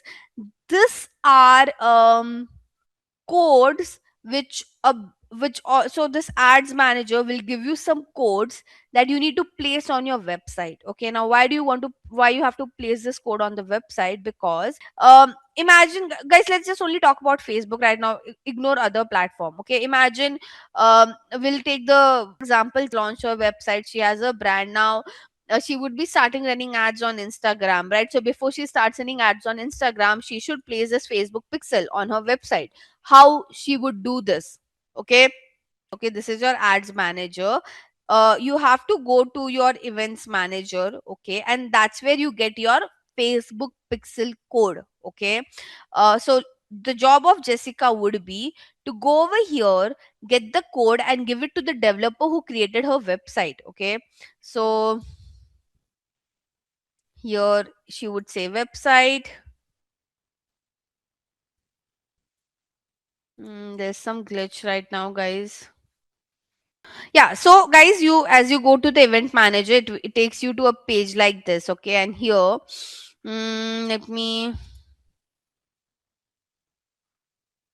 So you will go to data set. Okay, and here it will give you an instruction that set up metapixel. Okay, so here you have to say see instruction, and can you see this copy base code? Okay, so you have to copy this. You have to copy this code. So Jessica will have to copy this code and put it into a notepad, because she has to send it across to the developer. Okay, and she has to paste it over here. This is what the metapixel code looks like. Okay, so this is your first code. Now, while Jessica would give this code to the developer, Jessica also have to give them the instruction of where this code needs to be placed. Otherwise, how would the developer would understand? So just below the code, they have given you the instruction as well. Okay, so ideally the code that I've copied right now, okay, this code is called as, either you can call this as a base code or page view code. Okay, this is what we call, this is the name of this particular code. Okay, and here they have given you an instruction, if you could read. So it says paste the metapixel code between the head start and head end. Now I'm not sure how many of you know the coding language, but like, at the back end of the coding there's something called as head start and head end, and you have to put the code between this head start and head end. Okay, and it needs to be added on all your website pages. Okay, because you want to track the entire user journey, right? So it's not that you'll just put it on one page. Every page of your website should have this code. This is just like one code. Okay, this is just like your base code or a page view code which goes on each and every website, every page of your website. But to track specific action that the user does on your website, let's say if the person is adding product to the cart, or they are doing checkout, or they are doing they're landing to the payment gateway page, there are separate codes for that. Okay, and where do we find that? So for at least for Meta, right now I'm just focusing on Meta, so I'm not talking about other platform. What you should do is, on Google you have something called as I'll give you this link, you guys can bookmark for your future help. So you have to go to this article which gives you standard event codes. Okay, standard event codes are nothing but if you want to track specific action that the user does on your site. Okay, I'll give the link over here in the chat, so you guys can please bookmark this for your future reference. Okay, now how the standard event code would work, can you see there's a table? So there's website action and there's the name of the they have given you the code link. Okay, so let's say if I want to track add to cart, this is the code I have to give to the developer. If I want to track add to wish, this is how I have to give the code to the developer. But I can't give one line to the developer and ask them to place it. No, this is not how we do it. Okay, so just below this table, they have given you the instruction on how to give this particular code. Okay, for example, Jessica want to track how many people would do add to cart. Okay, how many people from the ad are going to the website and doing add to cart. So what Jessica will have to do, Jessica will have to copy this code. Okay, and on her main code, this is her main code, just below this line of page view, she has to say enter and she has to put this line, and this makes her code. Now this code is not her page view code, but this is her add to cart code. So below this table they have given you the instructions. See this particular part, can you see? So whatever things you want to track on your side, you just have to do one thing. You have to come to this side, refer to this table. Let's say now Jessica want to track how many people have bought the product. So she will copy this line, and instead of add to cart, she would put this across. Now here one thing she'll have to change is the currency. Like if she's doing some this website is made for India location, she'll have to keep it INR. If this is for US, she'll have to write USD. So currency is something that she'll have to tweak. I mean, you can't just blindly trust anyone, right? Like someone would just tell you, yeah, yeah, we have placed the code. You can start running your campaign. This is not how things would work. So she'll have to cross check if the codes are placed or not. Now, how Jessica would cross check, because she doesn't know anything about the website's backend, right? I mean, let's say she has no idea about how the website was created. So if she doesn't have idea of website creation, she can't even do cross checking by going towards the backend of the coding, right? So in that case, Jessica will have to install this Chrome extension called as Meta Pixel Helper. Okay, so this is a Chrome extension that she'll have to install. Here she has to say add to Chrome, add extension. Okay, so it's added over here. I'll just, it's already pinned, so no need to pin it. Yeah, let me just pin this. Now, how this Chrome extension would work? Okay, we can take any random website and we can check if that website has metapixel code or not. Okay, so I'll go to, let's say I'll take one brand name which is called as Mintra. I'll go to their website to see if their website has meta codes or not. Okay, can you see? So with this Chrome extension, we could see yes, they have meta code added on their site. And by the way, they have two different code because this ID is different. So basically, every meta ads manager would have a different pixel ID. Okay, this ID is would be different for every ads manager. For example, see this number is different. This number is different. The code that I have fetched out for it, the pixel ID is also different. So where's my pixel ID? This one. My ending is 583. Okay, for them the ending is what? 159865. So let me just give you an idea how it works for e-commerce. Okay, so as I told you, this code, the first code that we got from the platform, the page view code, if you remember, I told you it needs to be there on each and every page of your website. So what she can do, she can randomly go to 5 pages and she can go and check if the page view code is there or not.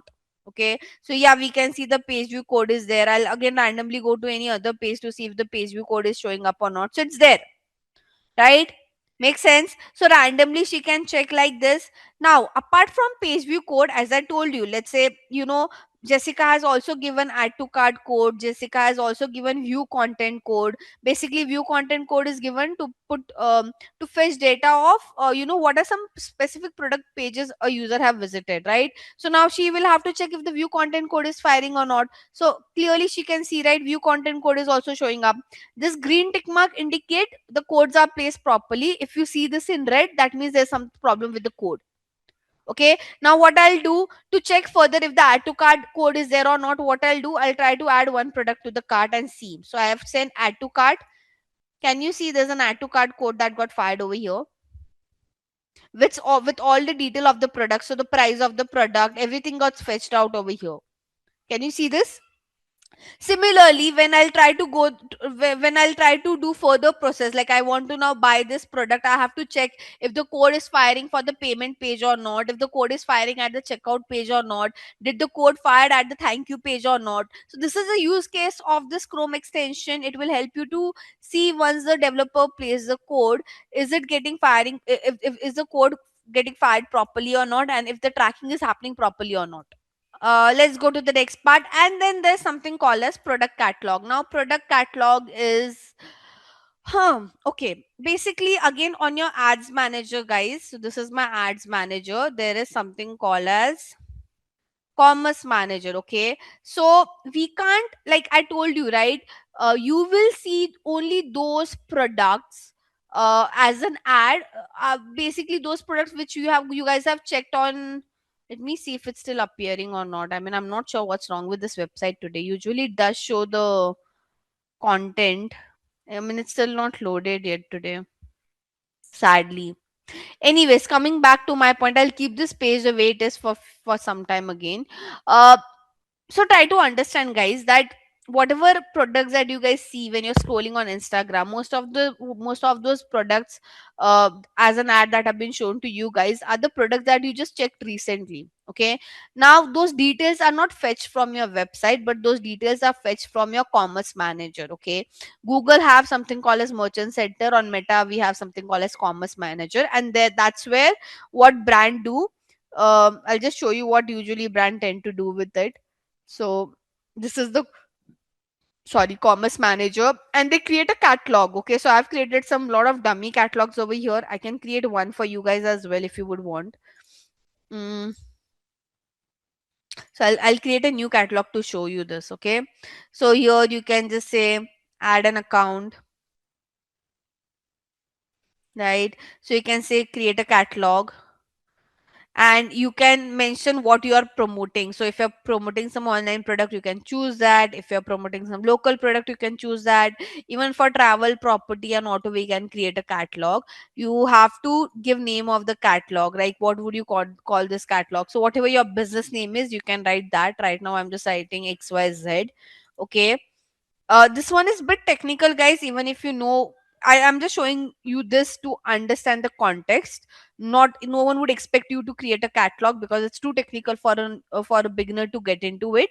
And then here, ideally what we do, we manually, either we can manually, so whatever products that we are selling on our website, all the product detail needs to be there on the catalog as well. Okay, so from this catalog, those customized dynamic ads have been shown to a consumer. It is not fetched from the website. Now either you can manually add the product detail if you have very less product, or you can connect your website to your Meta Ads Manager account. Okay, whatever you guys are comfortable with. Okay, and we can see again, you need, as I said, you won't be able to do it, you will have to take the help of your developer to work on this, right? So here, if you would see, if I go to product, I can manually add my product detail. Okay, so there's an option to manually add it or connect to my website. So let's say I will say I want to manually add it. See this. Okay, I have to give all this detail about my product. So I have to upload my product picture, I have to give the title of my product, its description, its URL, the pricing of the product, if there's any sale price, what category does it fit into, is it a new product, old product, is it available, what is the status, the name of the brand. Each and every detail of that product needs to be added over here. Let's go to the next part, right? So I think I've already discussed what is a product catalog, and I have already talked about all the details that the product catalog will have. You have to give all end to end detail about your product in your product catalog. Okay, now, I think we have discussed Facebook Pixel and Facebook SDK as well. It's just that I've shown all of this practically instead of going through PPT. Now, once you do this, okay, once you do this entire thing, like once you put the code on your website, you create your catalog as well, you have created your product catalog as well, the last thing, the last final thing that you do is create your campaign. Okay, on your ads manager account, I'll show you how does the campaign creation looks like. Okay, so I'll show you how does this look like on the platform. So we'll go back to our ads manager. I'll close all of this link because it's not required. Okay, so what we'll do, I'll create a dummy campaign, guys. Once you do all the process, so ideally, whenever, let's say, the whole point is, guys, imagine Jessica want to run a campaign on Instagram. She'll have to first place the code on the website, she'll have to make her catalog ready, and after that only she can sit and work on creating her campaign. Okay, so first would be setting up the pixel, then creating the catalog, and then coming and creating the ad campaign. Okay, now to create the campaign, this is a dashboard that we use. Here she has to tap on create. Okay, I'll just show you the important pointers of campaign creation, guys. We won't go much in depth because it will be otherwise again too overwhelming for all of you. So here, Jessica will have to choose what's her objective behind running this ad. Okay, what she wants by after with respect to running this ad. Does she want some awareness, or she wants some traffic, or she wants some engagement, or she want to generate lead, or she want to do some app promotion, or she want to sell her product. Okay, basically the platform is asking you what is your goal behind running this campaign. Okay, and you have to select the right goal. Let's say in case of Jessica, her goal is to run a camp. The reason she's running this campaign is because she wants people to go to her website and buy her product. Okay, so she would say sales over here, and she can say continue. Okay, now here she'll have to write her campaign name. Okay, so when I talk about writing a campaign name, guys, it won't impact your performance, but imagine your Meta Ads Manager account will have lot of campaigns running. Okay, so it gets very confusing if you don't follow proper nomenclature. Okay, ideally, let's say you have thousands of campaign running on your dashboard, how would you differentiate what campaign did you set up for what purpose, right? With the help of the name. So hence you can create your own naming convention, which is not a problem, but just give a very descriptive name. So in future, if you want to see the performance, you can, with the name only, you can identify what was the reason behind setting up the campaign. Okay, now let's understand this. Let's take an example that this brand that Jessica has is a premium sneaker brand. Okay, let's say hypothetically. And the name of that brand would be whatever XYZ. So you can mention the brand name, right? You can mention the objective behind this running this campaign. So it was sales campaign. Following that, you can mention in which month you are setting up the campaign. So we are setting up this in the month of Feb 2026. So you can just write a name like this. Okay, now, as I mentioned, I won't take you through all the settings. I'll just take you to the important settings that you guys should know. Okay. Then the budget part. Now, this is where Jessica will have to let the platform know how much she's willing to spend. Okay, for this particular advertisement. She can, like, if she wants, she can put a daily budget. She can put a lifetime budget as well. Lifetime budget is like if she's running this particular advertisement for a longer duration, so in total how much she would want to spend. Daily budget is like on daily basis how much she would want to spend. So let's say she just want to spend 100 bucks, she can put that as well. Okay. Okay, then we have something called as bidding strategy. For bidding strategy, I would discuss later. We anyways have a, after this we will be discussing bidding strategy, so right now I won't talk about it. Okay, now this one is very important, special ad category. So guys, if your brand falls into any of this category, you have to let the platform know about it. So if Jessica is promoting any finance related product or service, or she's promoting anything related to employment, or anything related to housing, or anything related to election, she has to disclose this to Meta. Okay, can anybody guess why? Like, why just for this four category Meta is asking you to disclose this to them? Because here you can't see any other category, right? There are only four category that's mentioned, which is part of special ad category. So anyone who would want to guess that, like, why these four categories are called as special ad category, right? So just for this four category, Meta will put some restrictions on the targeting, that okay, you can't target this age group, you can't target this audience, because again they are the one who might get influenced by your ad. Okay, and they are not the right audience. So if you are promoting any of this category, please mention it. Okay, can you see requirement differs by country, because country to country with respect to politics and all, there are a lot of restrictions. So it's better to disclose it over here itself. Okay, then once you put all the details at the campaign level, you have to move to the ad set level. Now here in the ad set level, guys, we will choose whom we want to show our ad and where we want to show our ad. Okay, so starting with your destination. Okay, here you have to choose that once the user sees your ad and when they click on it, where you want to take them to. Okay, so ideally, I mean, you can now, as I told you, it's not necessary you have to take the user to the website. You can take them to app as well, you can take them to your messenger as well, you can give them a call number as well. Okay, obviously, but the most popular one is website.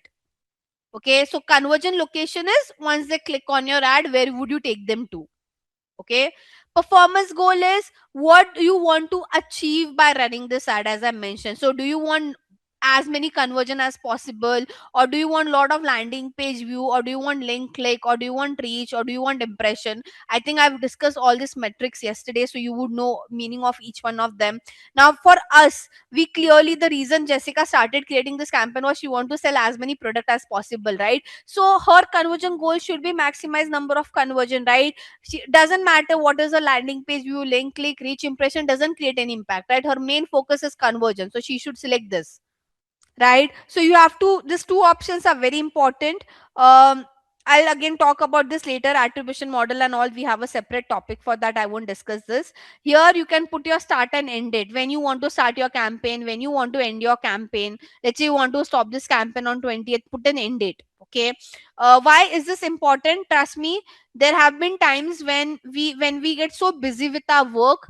Let's say I had a sale running up, okay, and my sale would end tomorrow, okay, but I'm so packed up with work, I might end up forgetting pausing this campaign, and my sale, everyone would see, still keep on seeing my ad which says 50% off, 50% off. But ideally, once the user go on the site, there's no 50% off, right? So that creates a lot of problem, and the client would bash you for this if they see that the sale has been ended but your campaign is still running.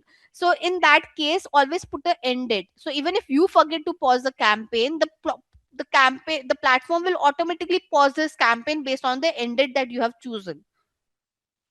Clear? So you have to put the end date. If you are not sure about the end date, then don't put one, okay? If you think this is a campaign that will keep on running and running and running, then don't put an end date to it, not mandatory, okay? Now this is the most important part, which is your audience, whom you want to show your ad, okay?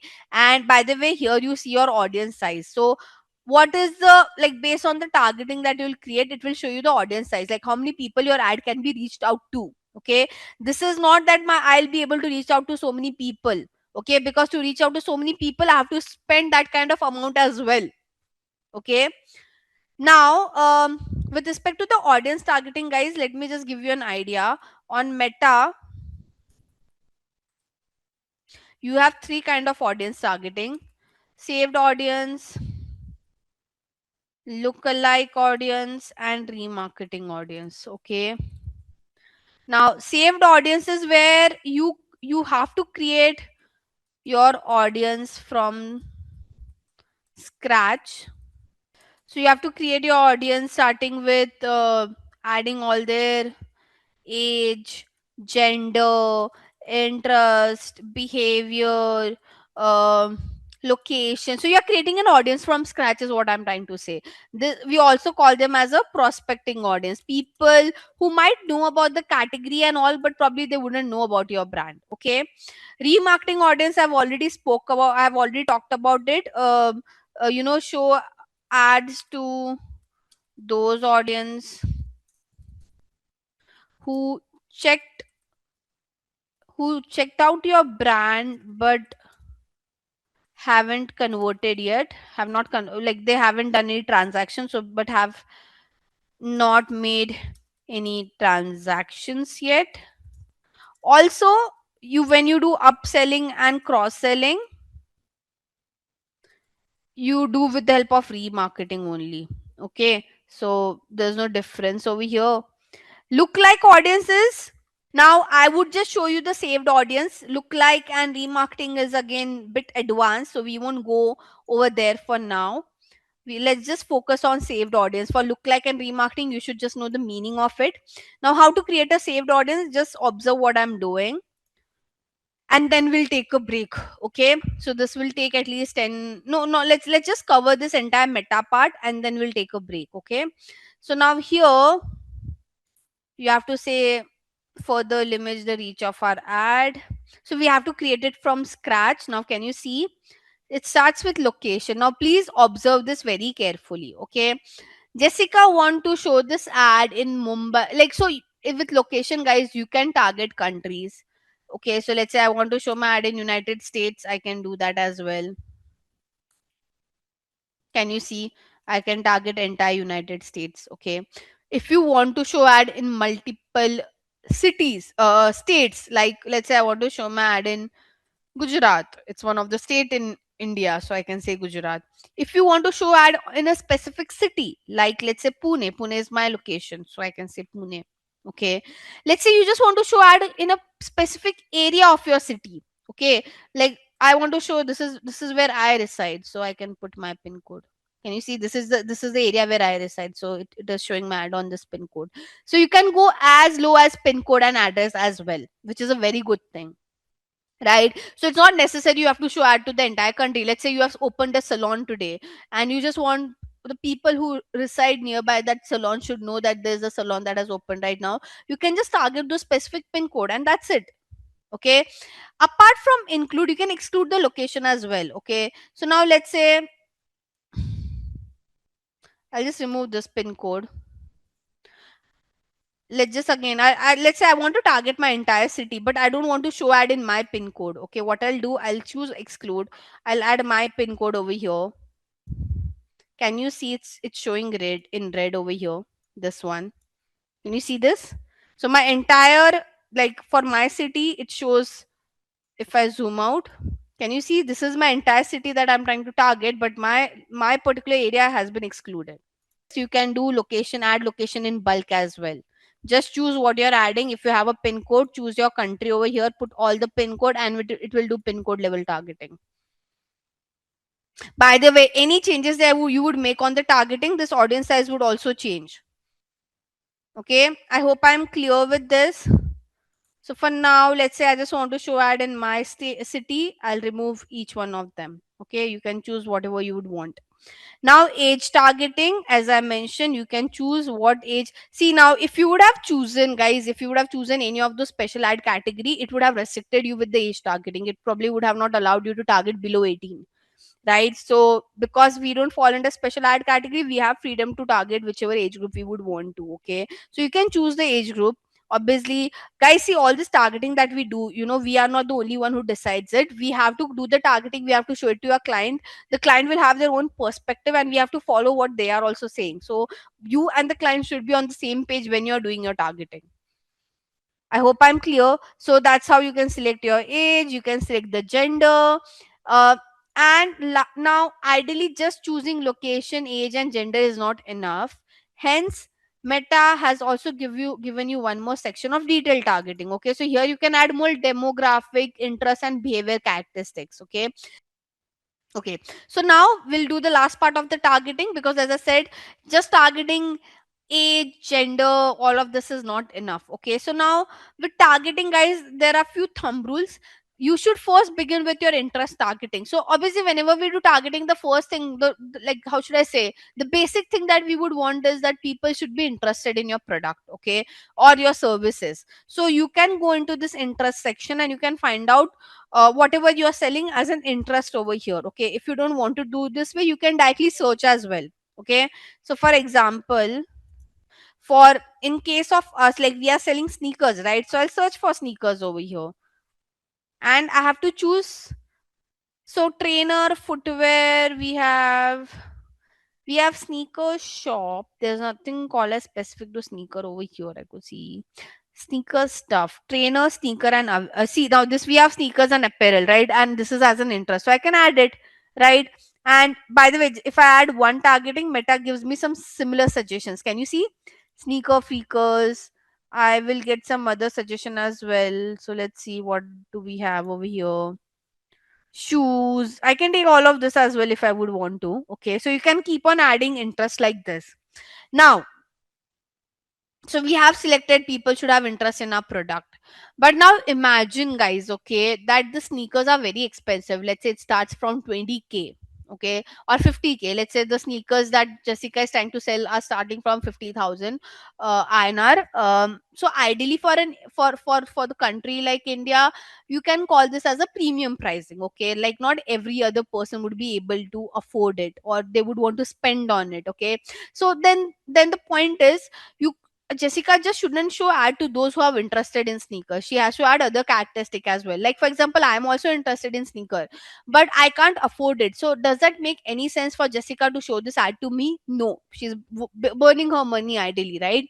So what Jessica can do? Jessica can use this option of define further. Basically, what she's trying to say that yes, people should have interest, but now I'll add more characteristics, and that should also match. So when both the characteristics would match, then only the user should see my ad.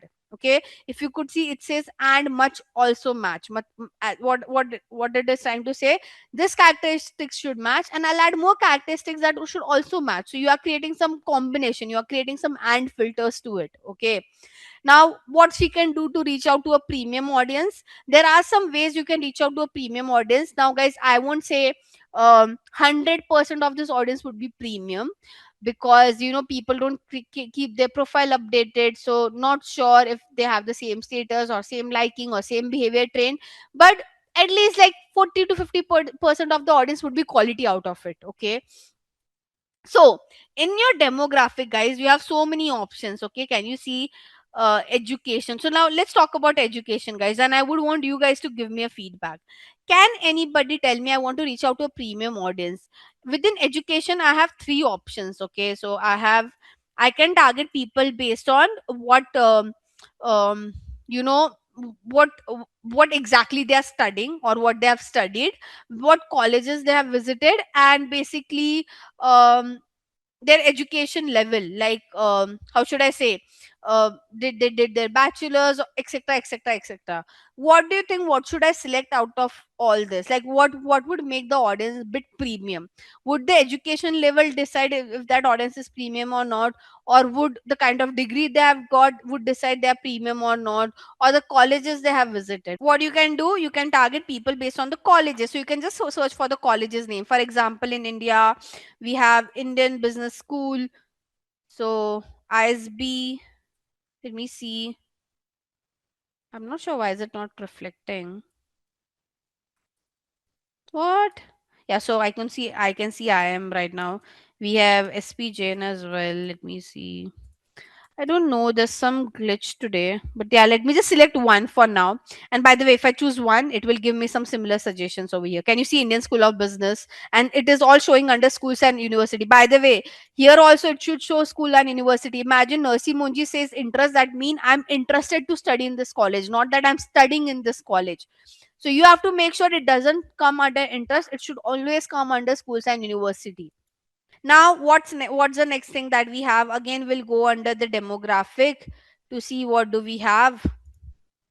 So finance, guys, we can't target, at least for India, because this is based on US zip code, so not relevant for me. But yeah, if I'm doing some targeting for US location, I can do this. I can target people who have a household income who comes under top 5% and all.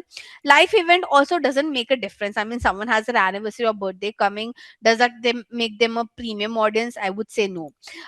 Parents, you can target parents based on the child's age group, but again, does that make them a premium audience? The answer is no.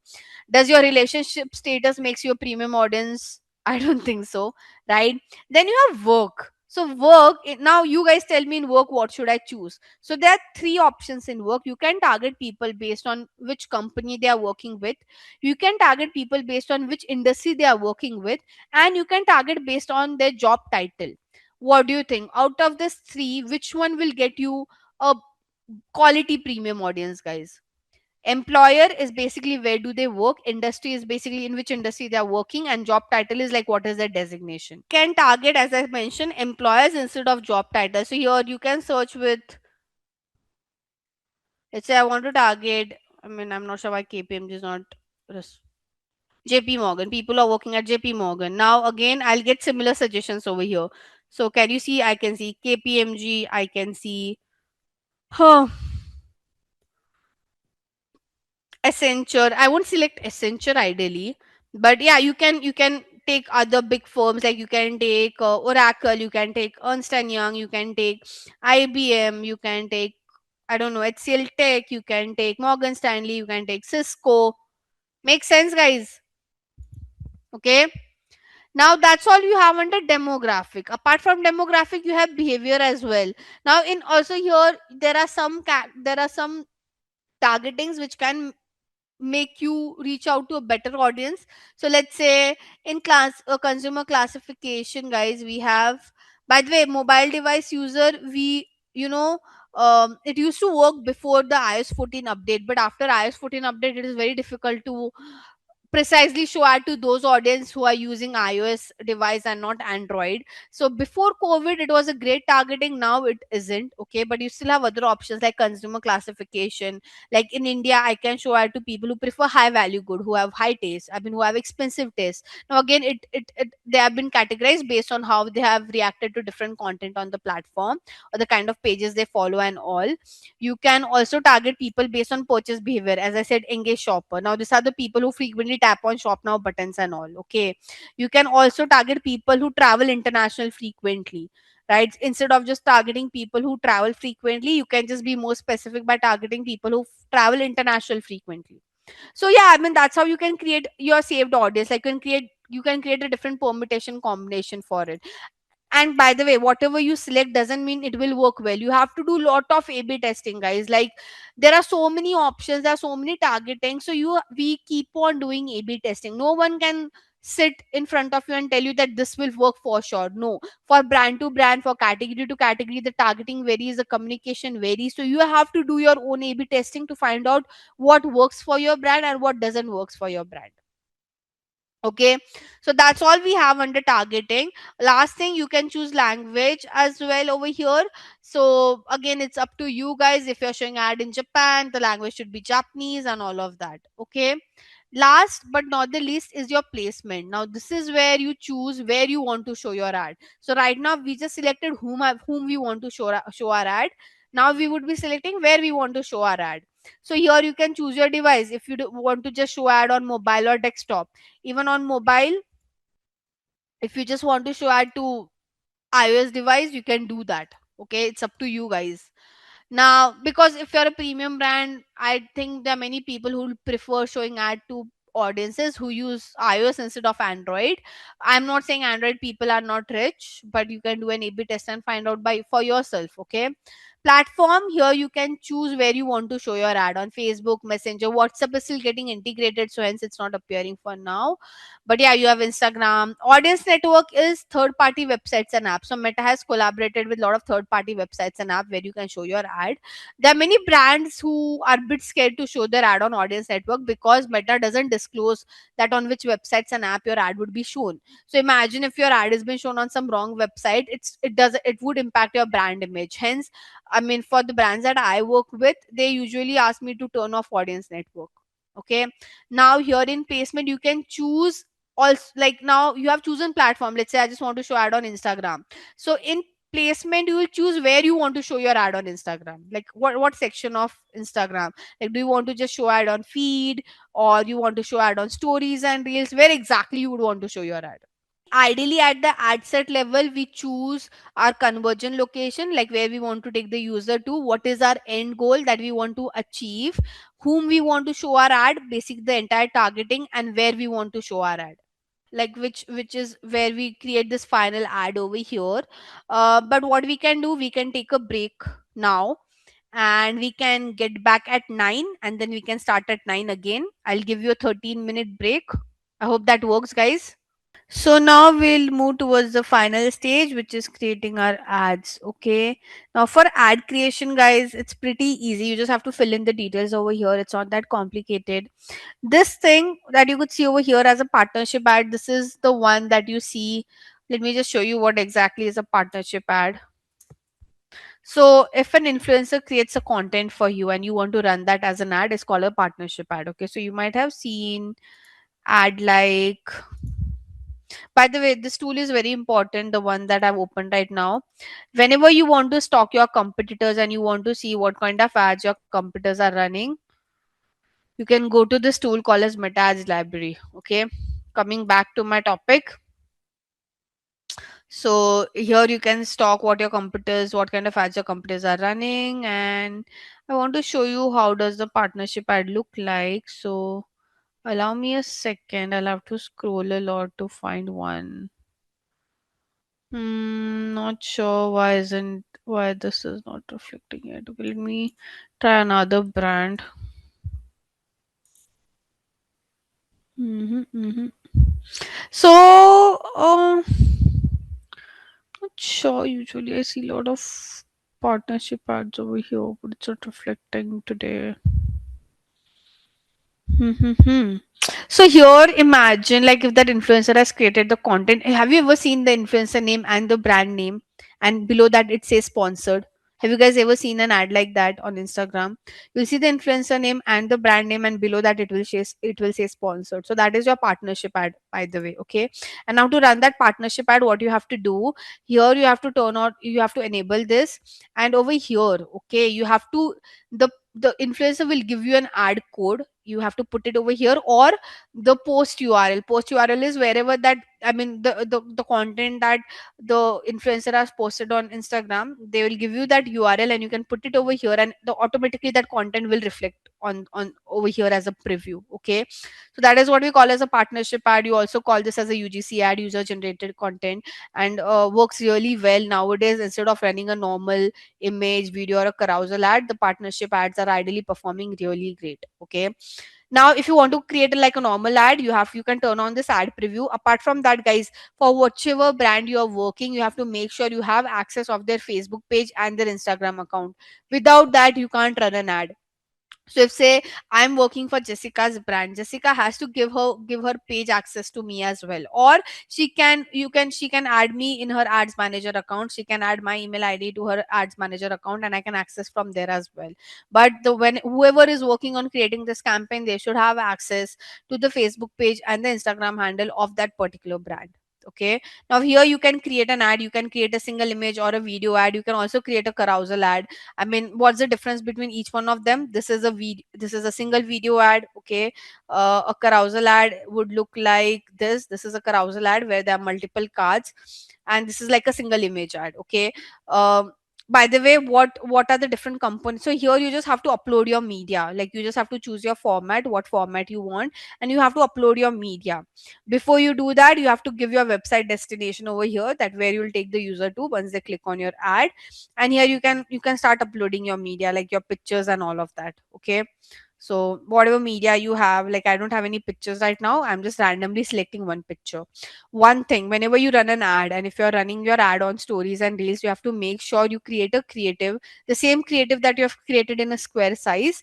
You have to create it into 9:16 dimension as well, because on stories and reel it is vertical view, right? So you have to create a creative in a square image, in a square size, 1:1, and also in a vertical way.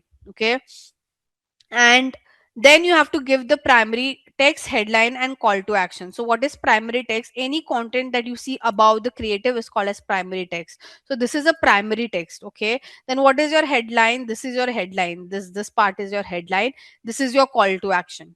Okay, so this is like, you just have to fit in this detail over here. Now, who gives you this detail? Ideally, the people who are running paid campaigns for a bigger brand. So you just have to feed in details over here. Now these are all AI recommendations. So Meta has their own AI suggestions within the platform. Okay, so if you want, you can turn this on.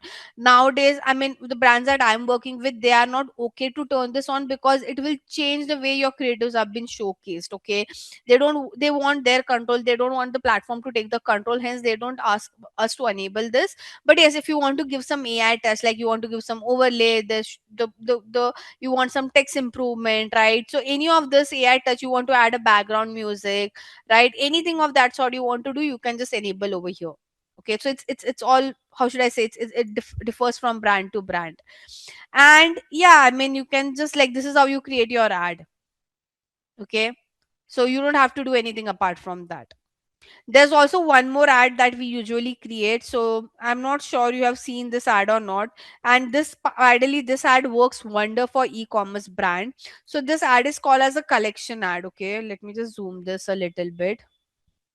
Now, like your single image or a carousel or a video ad, where once you click on an ad, it takes you to the website or a specific destination, right? Whereas this collection ad, okay, firstly, it looks like this, like there will be a main big banner, and below there you'll see some products.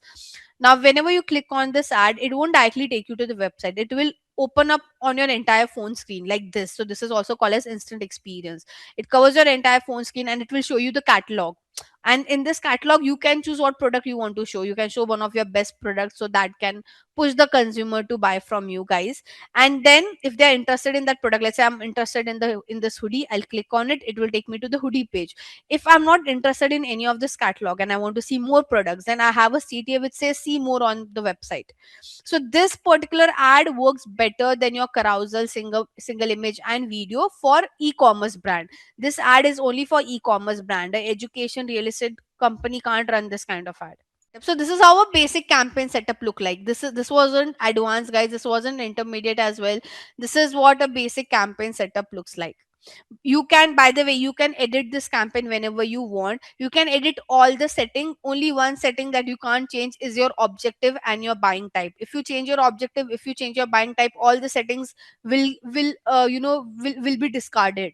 So if you want to, if you think that, oh no, I selected the wrong objective, then create a new campaign. Don't edit this one, because otherwise the rest of the setting would also vanish off. It won't be there on the platform.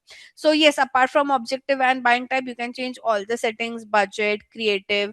You can delete a campaign, you can pause a campaign. Let's say right now this means it's on, but it won't perform only because I haven't published it. It's still in draft. Once I publish it, and if my account has some money, it will start spending. Now even if I publish this, my campaign won't start spending because there's no account in my money. There's no money in my account. Okay. Whenever you want to add a payment, can delete the campaign, you can enable the campaign, and you have to publish the campaign. When it says it's in draft, it's not published. So if it's not published, yeah, so if it's not published, it won't start running. And as I mentioned, if you want to add any payment, you can go to your billing and payment, and here you can add your credit card, debit card, whatever you would want, however you want to do the transaction. Now we are moving towards your bidding strategy part. Okay, now bidding strategy, guys, instead of a PPT, I'll explain you all the bidding strategies in an Excel sheet, because that's how it's easy to understand. Give me 2 minutes and I'll quickly create this for you guys. So on Meta, okay, so like for Meta, let's just understand the bidding strategy on the platform itself. It's very easy. So you would see your bidding strategy over here. Can you see bid strategy? Right. So now guys, you have total here you could see 4 bidding strategy, but ideally you have around 5 bidding strategies on Meta. Okay, you could just see 4 over here because it's a dummy account. In a proper professional account, you will see 5 bidding strategies. Okay, basically, what is bidding strategy? Bidding strategy is where you tell the platform how to spend your money. Okay, so budget is like you're telling them that, okay, this is what I want to spend. Imagine Jessica would give me 1,000 rupees, like, yeah, Jisha, go and buy whatever you would want to buy. So that's a budget that she's giving me. But if Jessica gives me a guideline that, Jigisha, you should spend this much to buy that, this much to buy that, right? This should be the limit. If you are buying a t-shirt, if you are buying a earring, this should be the last limit for you to buy. That is what the bidding strategy does. Bidding strategy would guide the platform on how to spend that money. Okay, so on Meta, so this is for Meta. I hope you understood the meaning of bidding strategy. Basically, how to spend the amount. Okay, that's what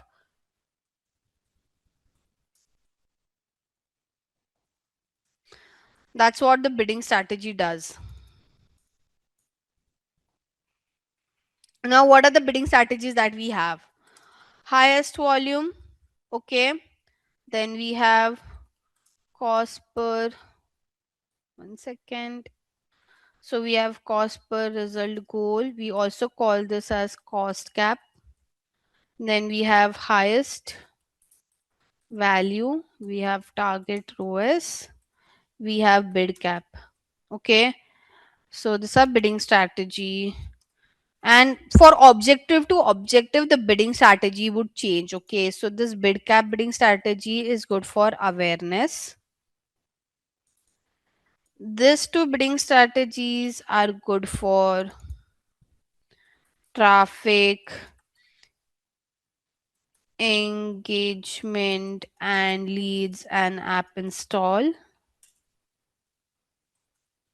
Don't worry, I'll expand this. And these two bidding strategies are good for sales, or we can also call this for e-commerce. Okay, so objective bidding strategies. Okay, now we will also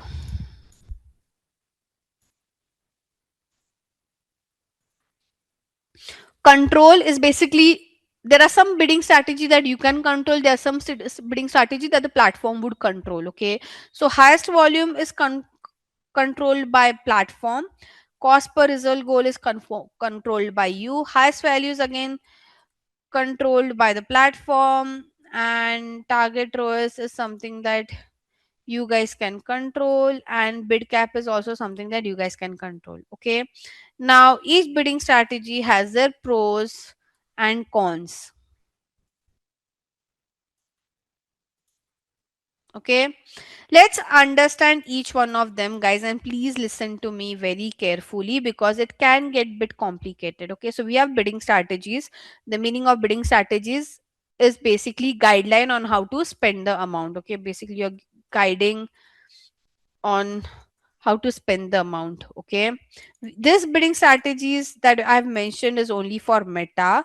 For other platform the bidding strategies are different. Okay, so platform to platform the bidding strategies varies. We are just discussing about Meta. Okay, guys, are you there with me? Because it will take at least 20 minutes for me to explain this in detail and I won't take any break in between. So are you guys there with me? And I hope you guys will, I mean, please pay proper attention for this particular part. Okay. Okay. So let's start with this one. Okay, traffic engagement. So if you have chosen objective like traffic engagement, lead, app install, you can choose any of this two bidding strategy, highest volume or cost per result goal, which we also call as cost cap. Now what's the difference between both? Okay, so there are two scenarios, and based on those two scenario you can choose. Based on the scenario you should decide which one to choose, highest volume or cost per result goal. Okay, let's take an example of okay, I'll give an example. Okay, let's just talk about Simplilearn right now. Okay, so Simplilearn want people to share their details to students who are interested in this particular program. Simplilearn want that after seeing the ad people should go to the website and give their details, okay, on the platform, so the sales team can call them, basically for lead generation. Okay, now imagine I'm working for Simplilearn. I'm the one who's handling their meta ads. Okay. Now Simplilearn would tell me, Jigisha, we have a daily spend. We can give you a daily budget of 10,000. And in this 10,000, okay, I'll mention per day as well. We have taken this as a hypothetical number. Okay. So in this 10,000, get us as many leads as possible. Clear? The brief is clear. They are giving me 10,000 per day and they've asked me, Jigisha, we want as many leads as possible within this budget. In that scenario, I will choose my bidding strategy to be highest volume. Okay, where what the platform would do, I'll give this budget to the platform and I'll choose my bidding strategy as highest volume. So what platform would do, platform will try to get me as many leads as possible. Okay, but now there's a second scenario. Now this time my brief says that, Jigisha, we have 10,000 per day budget. We want leads as well. But for each lead, we don't want to pay more than 500 rupees. So yes, we want leads, but I don't want to spend more than 500 to capture like one lead data. Okay, we the max we are willing to spend to get one lead detail is like somewhere around 500, not more than that. Okay, they now how a brand comes across this cap, they do a lot of back calculation, they do a lot of ROI calculation for it. I won't go into it, but I'm just giving a hypothetical example that my client would say that, Jigisha, we want leads but we don't want to spend more than 500 rupee per lead. That's when I will choose the second bidding strategy. I hope this makes sense to you guys. So now how does this work? Here I've chosen highest volume, so I don't have to do anything. I would give my daily budget over here as 10,000, right? Sorry, I've made it 1 lakh. Okay, but now as I said, in the second scenario my client want me to put a cap of 500 for per lead. So what I'll do, I'll choose cost per result goal over here. And now, okay, very important thing, I have to go to the ad set level, and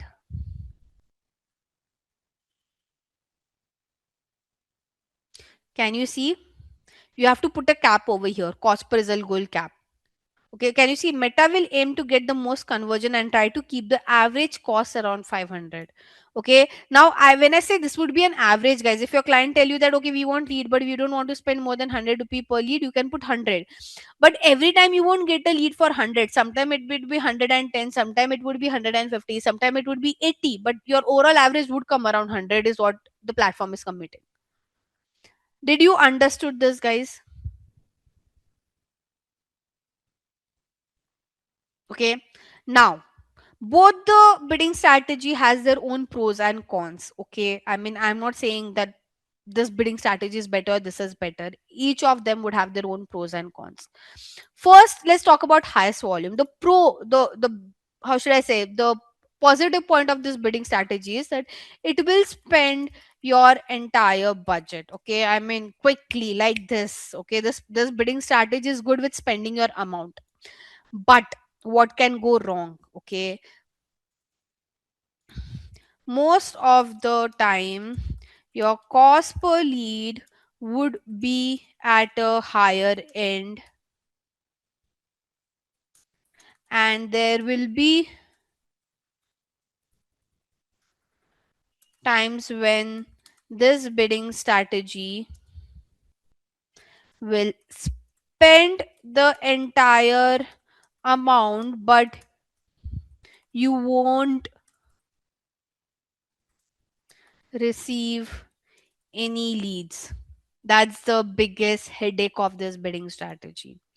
So this bidding strategy, guys, trust me, it will spend your amount very quickly. You won't have a problem that why my campaign is not spending. You won't come across that issue only. Okay, but as I said, the issue would be that the cost per lead would be at a higher range, and there will be times when the platform will spend the entire 10,000 rupees but you won't get single lead.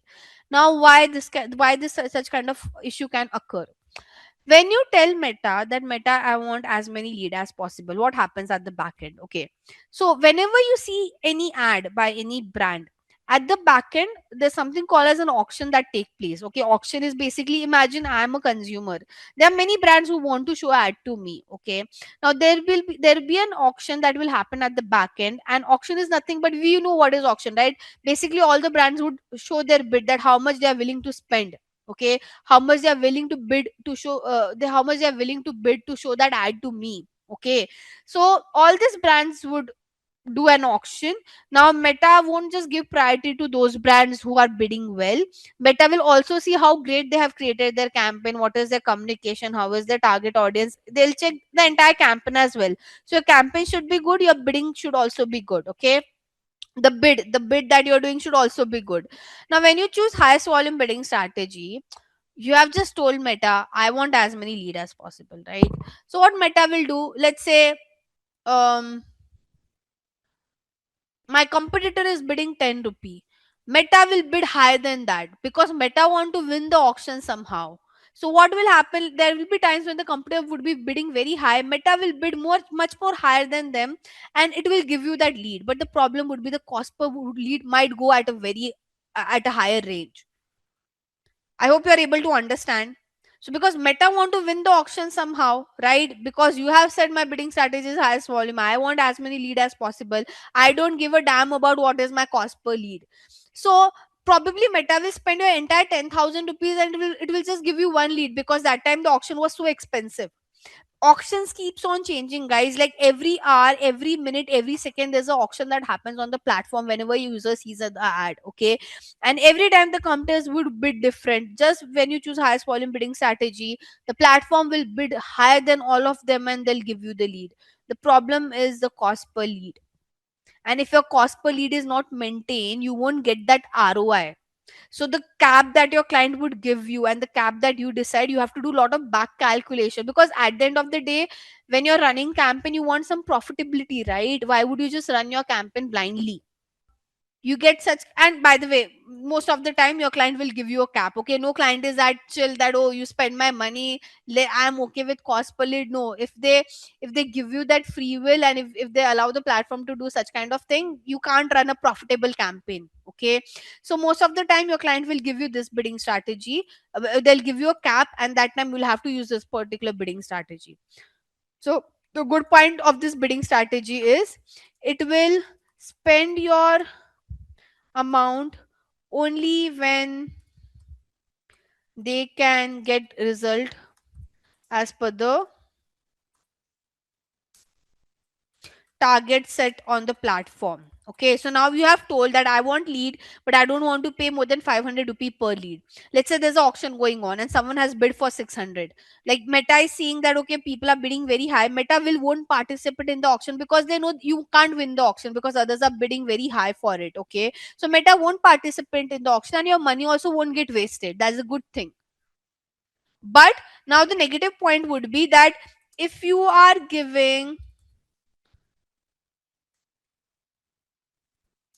unrealistic targets, okay, if you give a very unrealistic target, let's say if you tell Meta I want lead but I can pay only 10 rupee per lead, that is unrealistic target, right? Even the target that you give to the platform should be as per your industry benchmark. Okay, so if you give an unrealistic target, I mean, your campaign would never spend.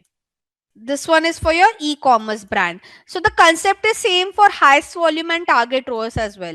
In highest value, what you, by the way, value would mean is, the meaning of value is revenue over here. Okay, so when you choose your bidding strategy as highest value, you are trying to tell platform that spend my money and get me as as much of revenue as possible. So again, it's the same thing in this bidding strategy. You won't have a headache that why my campaign is not spending. Okay, so no headache of that sort over here. Okay, but the problem is, okay, it will spend the entire amount and will give a very less revenue or no revenue for that matter. So there will be a time when your campaign will spend entire 10,000 and you might get a revenue of only 2,000 because that's what the platform, that's at that time, that was a max that the platform could do for you, right? So let's say the platform tried to bid very high, okay, and it converted me. I went on the website but I just bought a product of 2,000. So you spent 10,000 to acquire me as a consumer, and I bought a product of only 2,000. So ideally, the amount you are spending and the revenue you are generating is in negative. And there'll be times when I might just buy a product of 100 rupees, right? So with this bidding strategy, your money will spend, but can you achieve that return? Can you get that X amount of return? I can't guarantee that. So hence, most of the time, a brand would choose target ROAS bidding strategy. Here, you'll tell the platform that yes, 10,000 is my budget, but within this budget, I need at least 5x of return. So basically, at least in a day, I want 50,000 as my revenue. Okay, so now the problem with this bidding strategy, guys, it would be that you can't tell I want 50x return. And the last but not the least is your bid cap bidding strategy.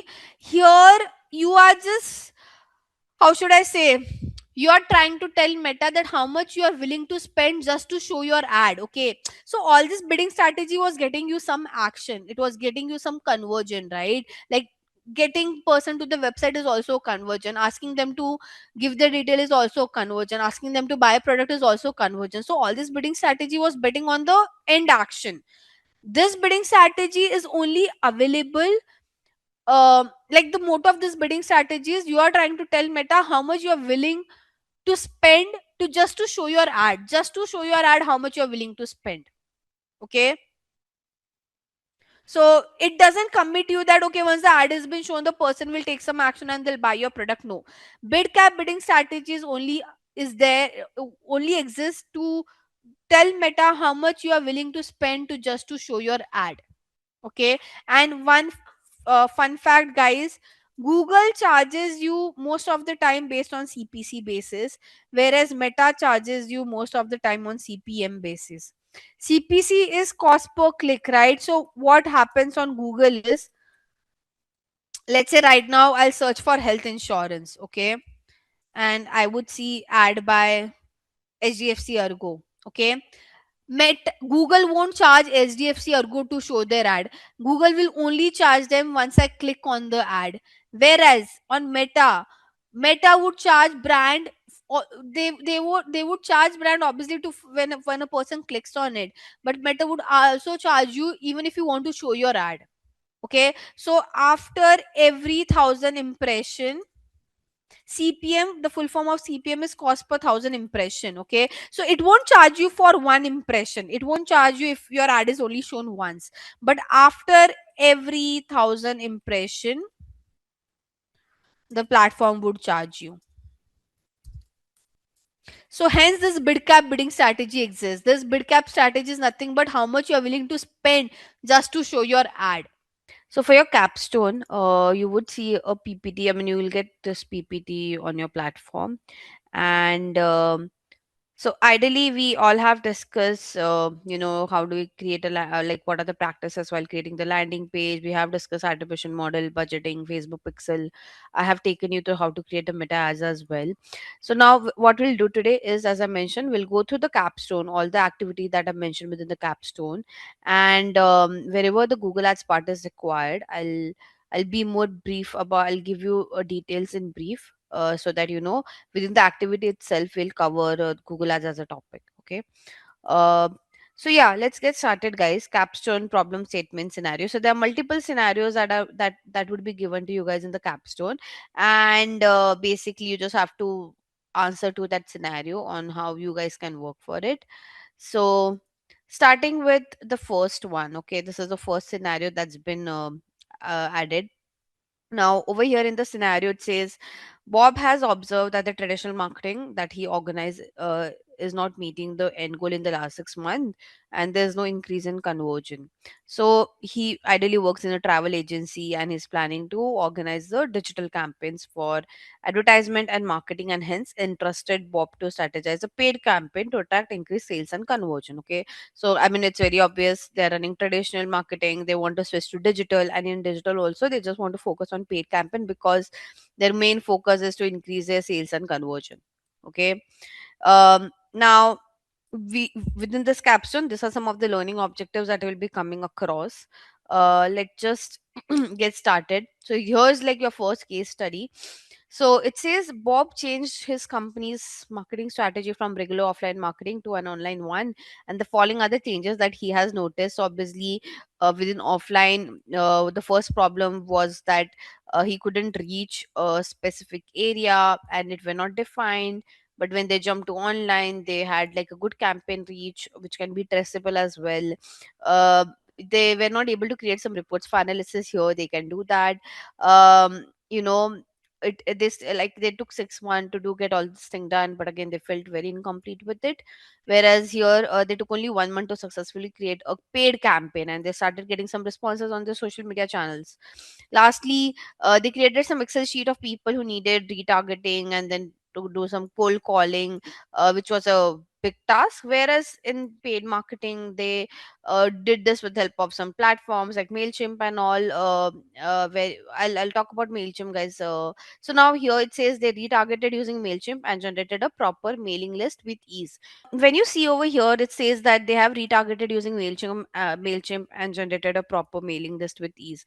What exactly is Mailchimp? Okay, so Mailchimp is an email marketing platform, pretty popular out there in the market, and it helps you to automate your email marketing campaigns. Okay, so before, I think before COVID, or much more before that, I mean, I didn't even join the industry till at that time. Email marketing was a proper, how should I say, a job, a designation out there. But after, since, I mean, this is one of the domain which got automated a lot. When I say automated, I mean the tools like Mailchimp came into picture, where you just have to give your audience details. Okay, and you can automate your email marketing campaign. When I say automate, let's say right now there are 10 people on the call, I'll send a welcome email to each one of you over here, and now based on your response, automatically you'll get the next email. Let's say you don't open the email, then there'll be a follow-up email that will be sent across to you guys. Let's say you guys open the email, then there'll be some discount or some offer email that would be sent across to you guys. So with email marketing, I mean ideally email marketing got very much easier to use. If you want to see how Mailchimp looks like, I can just show it to you very quickly. You can create a free account as well, by the way. So this is like the platform called as Mailchimp. I'll have to retrieve my data. I've been opening this after a lot. I'll have to see what are my credentials, but yeah, we can explore this. Mm,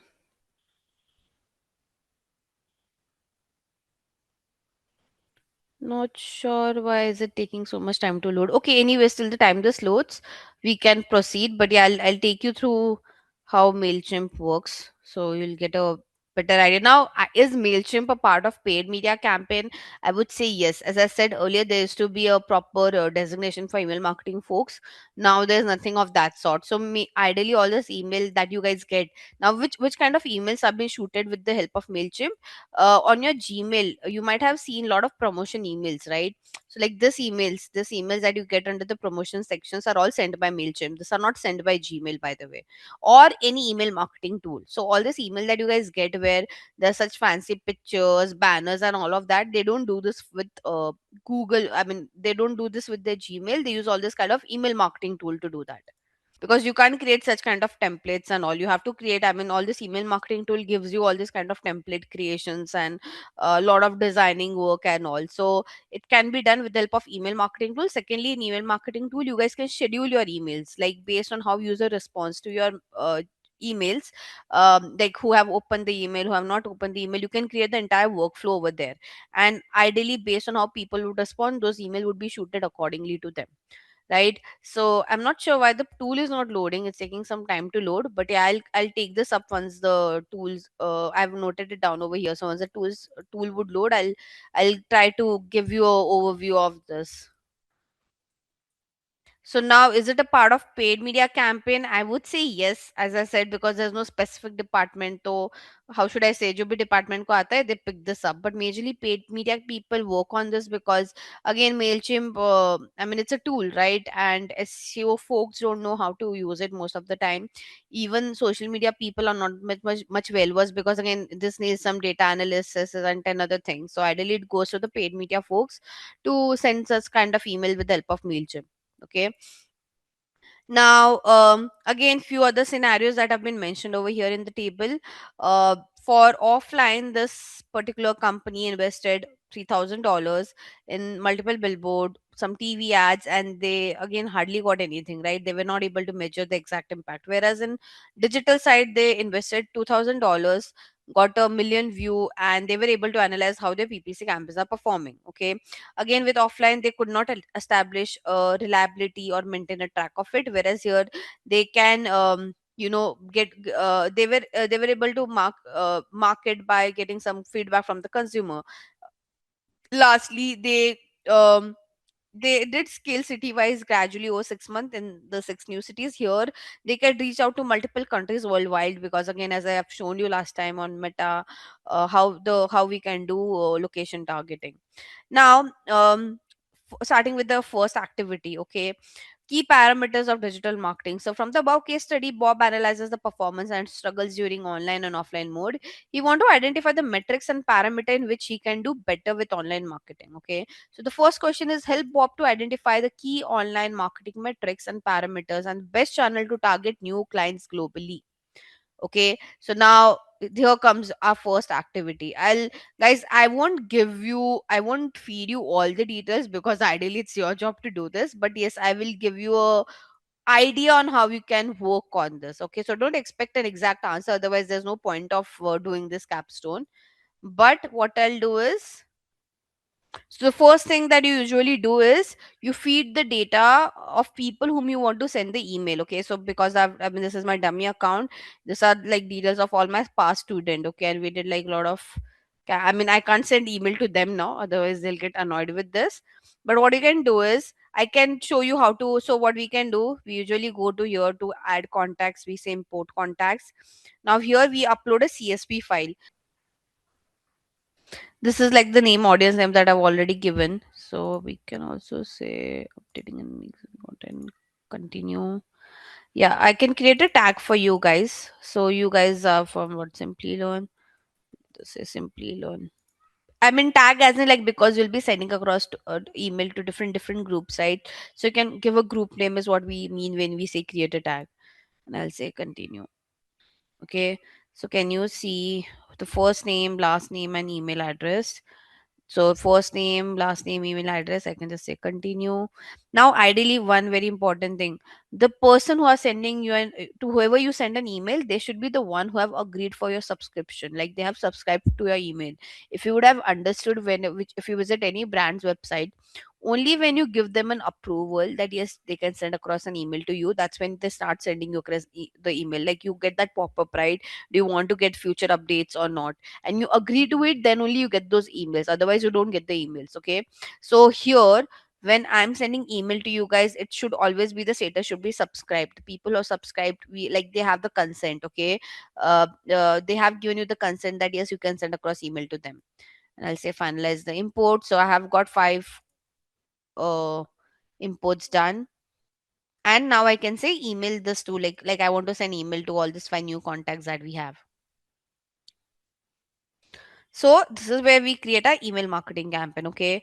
So audience, I mean, I've already given the name. I mean, it's my family business name, so it's just like that over here. Now, whom I want to send my email, all my email subscribers, or what we can just go to the tags, and I have created one tags for you guys, so I'm just finding it. Yeah. So can you see? I'm saying I don't want to send email to all the people who are there in this platform. Okay. I've added, as I said, so I've created different tags. If you could see. Okay, so what I'll do, I just want to send email to you guys. Hence, I'll say simply learn. Make sense? Okay, so I'm saying that I'm sending across to all the people who come under the simply learn tag. Okay. Now, by the way, whenever you send an email, you have to make it personalized. Okay, so hence I'll say personalize the send to file. Now, you want that your email don't go to spam. First thing is like you personalize it. Second, even your email ID should be like proper email address. So today the email that you might get might not would go to spam, so you'll have to check your spam section as well, because my email ID is like is not like a professional business email ID. It's like it's a personal email ID. So there's a good chance that this through this whatever email you will get might go to spam. Okay. So let's just do this. Personalize I've done. And now send time you can schedule it. Okay, if I want I can schedule it, but let's say I just want to like in schedule you can, by the way, if you want to schedule it, you'll have to buy the premium. The free tool doesn't allow you to do that. Okay, you have to upgrade your plan, if you could see. But if I send it now I can schedule it, so I'll just say like send it now.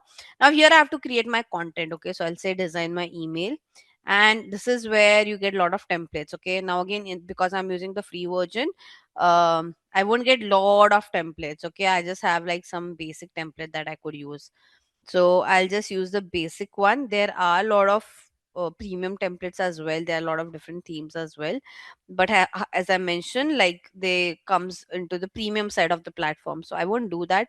I'll just select a basic theme just to show you how that email body has been designed. Okay,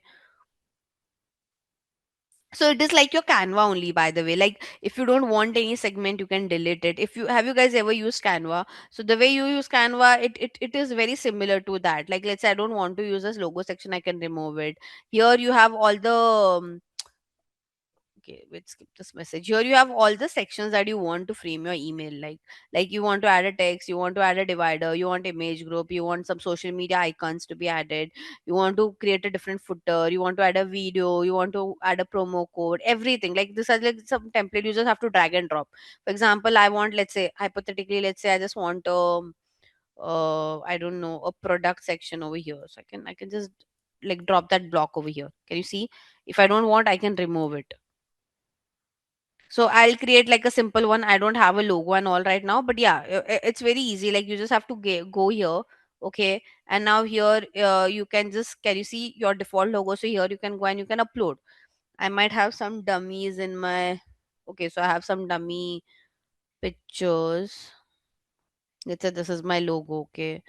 I'll say insert, and here you go. Now you want to edit this content again. You say edit. You can say welcome to, I don't know,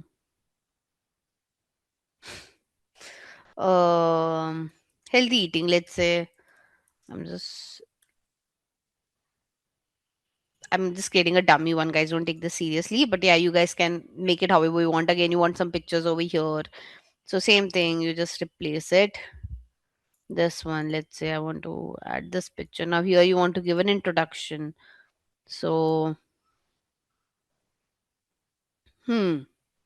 I'm not giving any, I'm not writing much things over here. I've just deleted it. Now let's say this is my CTA. Again, I want to edit the CTA. So instead of start shopping, I would say learn more.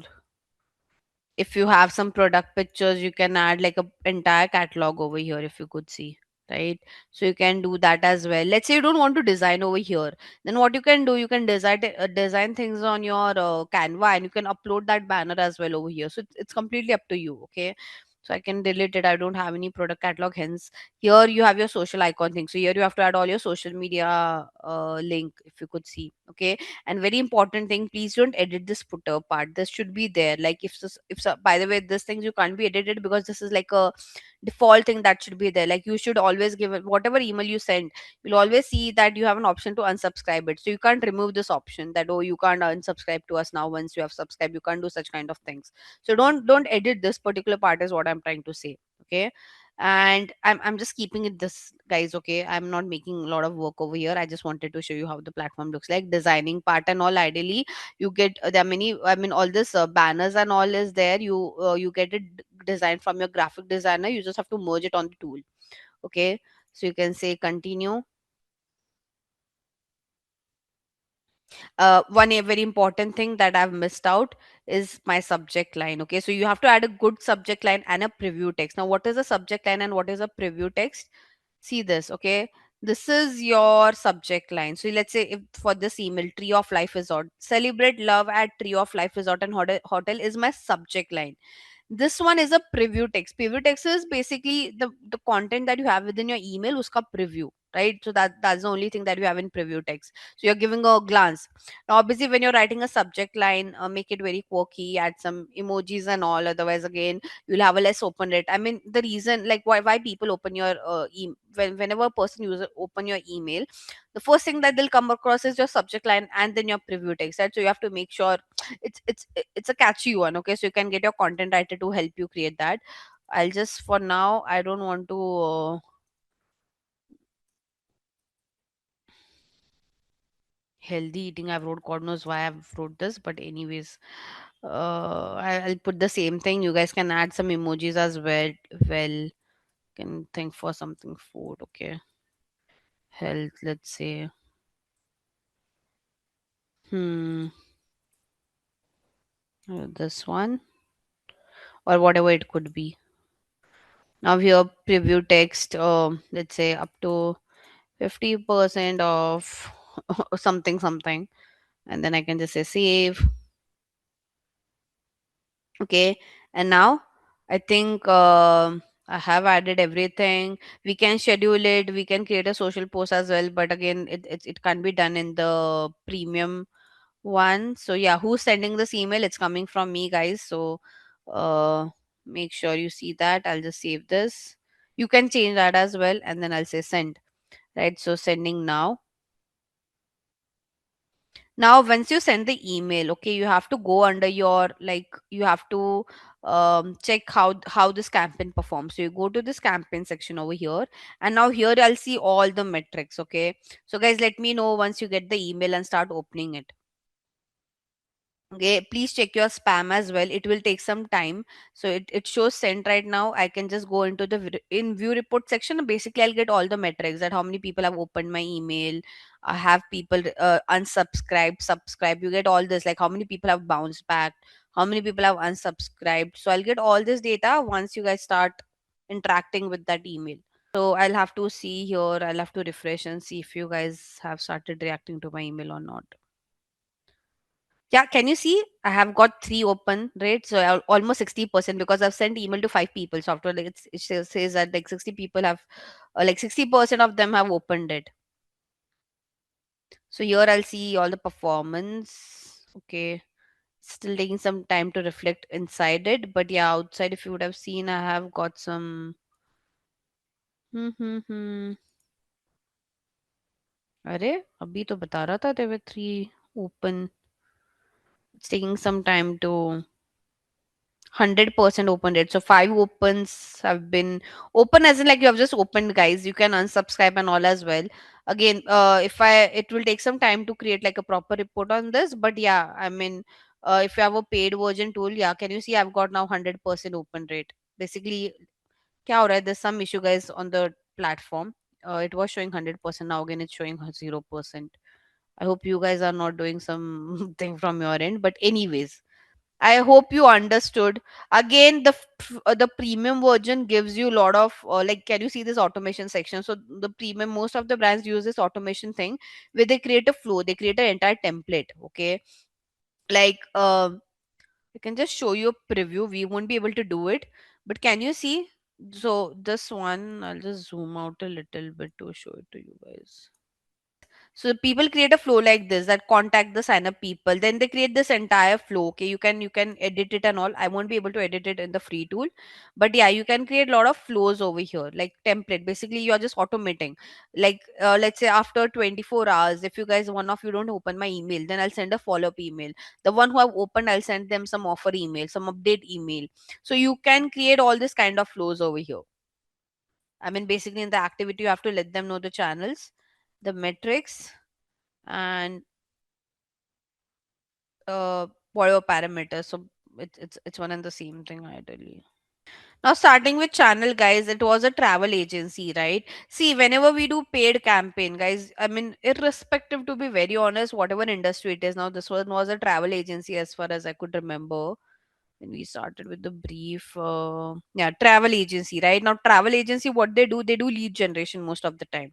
Okay, for them, lead generation is the way, because there are travel agency who can take you to the website and ask you to do the payment as well. Okay, so if you know, you can create a page and you can create different bucket, like for a trip over here, this is a charge if you can pay. But again, you can do ideally lead generation and taking the person to convert from the website as well. It depends from what is the average order value of that particular what should I say, whatever travel or whatever trip has been organized. Okay, but ideally, let's say we are saying no, whether it's like, let's say your objective is, it was mentioned that objective was sales and conversion, right? Now, when I talk about paid marketing channel, guys, as I said, like the two most common channel that should be there in your plan is Google and Meta. Okay, you can't skip this. Now again, this brand can ideally choose LinkedIn if they are like bit premium. The organization that they do is more like from international level and all. Again, they'll have to do a lot of customized marketing when they are doing it on LinkedIn. Like if let's say you're the the communication would be more with respect to, if you like take a break from your work and do this something on those lines. But we shouldn't pitch LinkedIn because we ideally don't know. Like it's a hypothetical brand, right? We don't know in and out about it. So Google and Meta is a standard that you can pitch. Okay. When and now here also you'll have to give a lot of bifurcation that on Google what you'll do. Okay. So Meta, so we know Meta is like just like one platform out there. Like when I say it's one platform where you can show ads on Instagram, Facebook, and all. But in Google, there are a lot of bifurcation. Google is like very big. Okay. So now here in Google, you'll have to mention in Google also what kind of campaigns will be running. Okay, so I'll just mention the name over here and then I'll explain you what each one of them means and how it's been done. Now, what do I, but again, like you have to, if you want, you can mention as well what Google search would focus on. So, Google search would focus on, conversion specifically. Okay. Whereas Google display would focus on getting you some traffic and to do a lot of remarketing. Okay, Google Video. When I say Google Video is nothing but your YT ads, YouTube ads. That will help you with creating some awareness. Okay, and again, Google Discovery is same for conversion perspective. Now, what are all this? Okay, guys. So, like as I said, Google is a very big platform compared to Meta, because I mean the inventory is huge on Google. Okay, so now let me just show you how Google Ads look like for the very first time. So you just have to. It's very easy to create an account on Google Ads, guys. You can just go to ads.google.com. You can say sign in, and it will take your Gmail ID. You just need a Gmail ID for this. I have multiple dummy accounts, but this is how your Google Ads account looks like. Okay, this doesn't have any payment, anything of that sort. Again, whenever you're creating your account on Google Ads, please don't add any payment method. Okay, like don't add your credit card or debit card or any of that details. Okay, please never do that. I'll just dismiss this now. First thing before I jump into the platform and give you an idea. Okay, where all your ads, like what are the places where you can show your ads on Google? Okay, so the first one, the OG one is your search. Okay, my favorite is search specifically. Trust me, it's very difficult, it is very time consuming when we create a search campaign, because it's all dependent on the keywords. Okay, so it takes a lot of time to do this research and all. But my favorite is Google search, because as I said, this ad will only appear when a user search for it, so it has a very great conversion rate. Okay, so any brand who want to do lead generation, sales, app install, any like end goal kind of a campaign, they want like those end goal to be achieved at a very good conversion rate, I always bet on search. Okay, uh, so yeah, this is what we call as search ads. Then you have display ads. Last time I couldn't show you display ad, it wasn't loading. This time also, if it doesn't load, I'll show it to you with the help of some templates. uh so let me Hmm. This. Okay, see this. You'll understand this in a better way. Can you see this? It's a news article, and here they are showing an ad.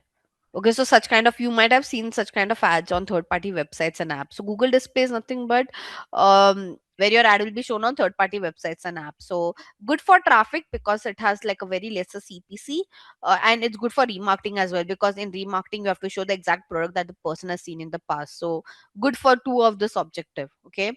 Then the I mean, we have video ads now. Again, in video ads, guys, trust me, it's a, what should I say? Like, you just know the one that you can skip. Okay, when we talk about video ads on YouTube, the most common one is the one that you guys see that you can skip. But trust me, there are total all of the six total ad formats. Okay, so on YouTube also we can run all the six kind of ads. Okay, I can give you this link for your future reference. Let me just take you through it very quickly.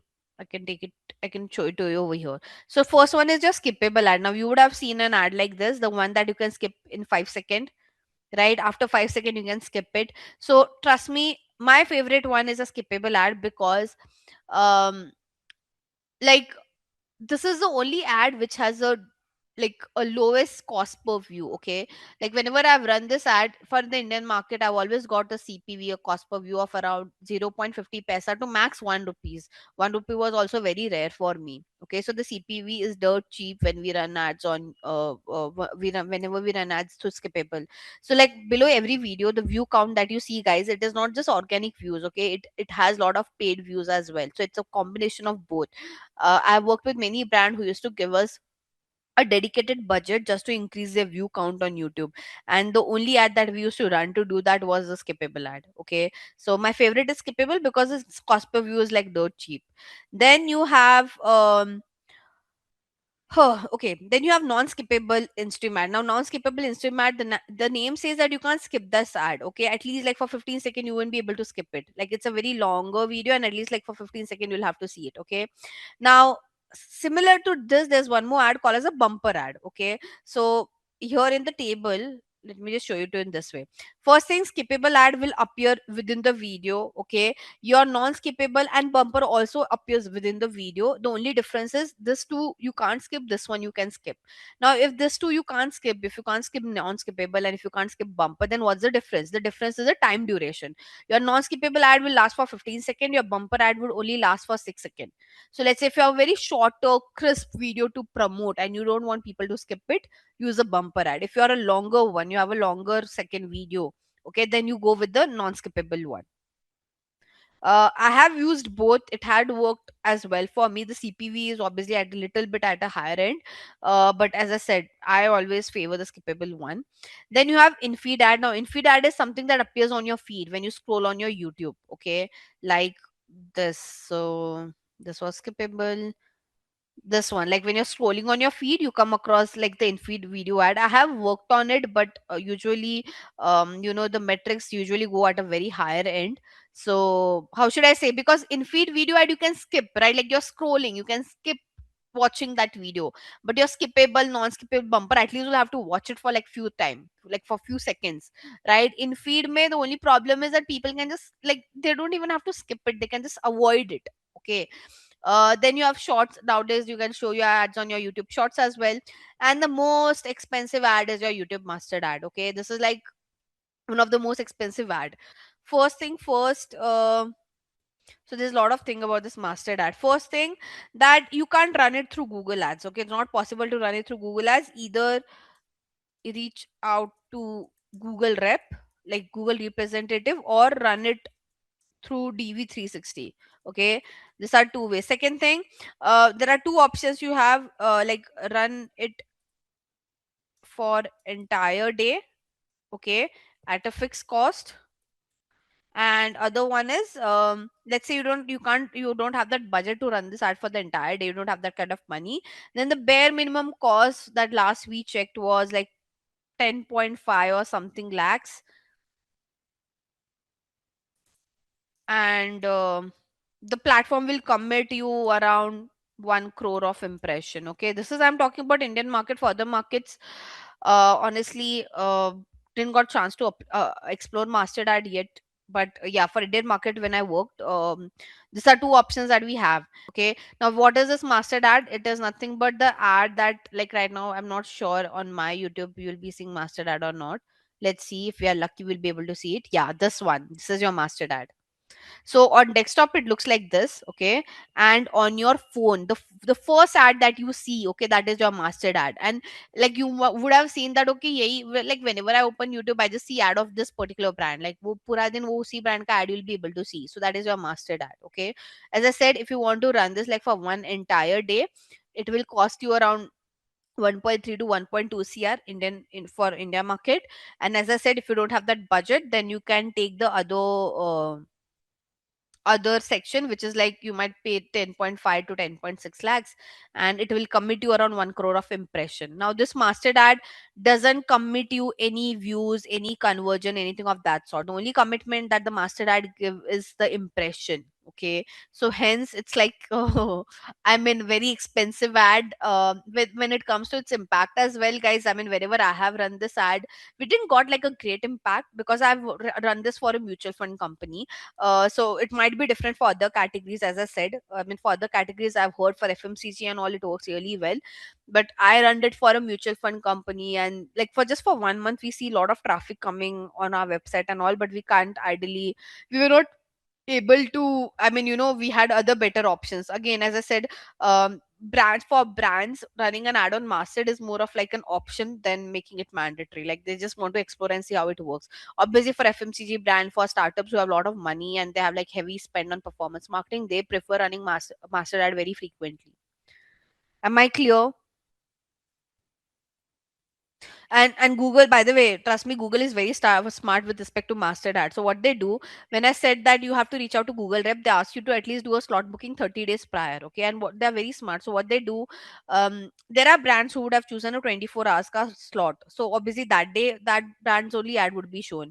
But there would be brand like us who just want to spend like 10.5 lakh. Okay, so what they do, they club brand like us for one entire day. So like let's say I've chosen 10.5 lakh. Krish has also chosen a slot of 10.5 lakh. So they will pick up 10 brands like this and they'll give them a 1 day slot, and that in one entire day each one of our ad would be shown like after sometime. So let's say it will start with me, then Krish ad, then again they'll show my ad, and accordingly at the end of the day they'll again earn above 1.2 1.3 cr. Make sense?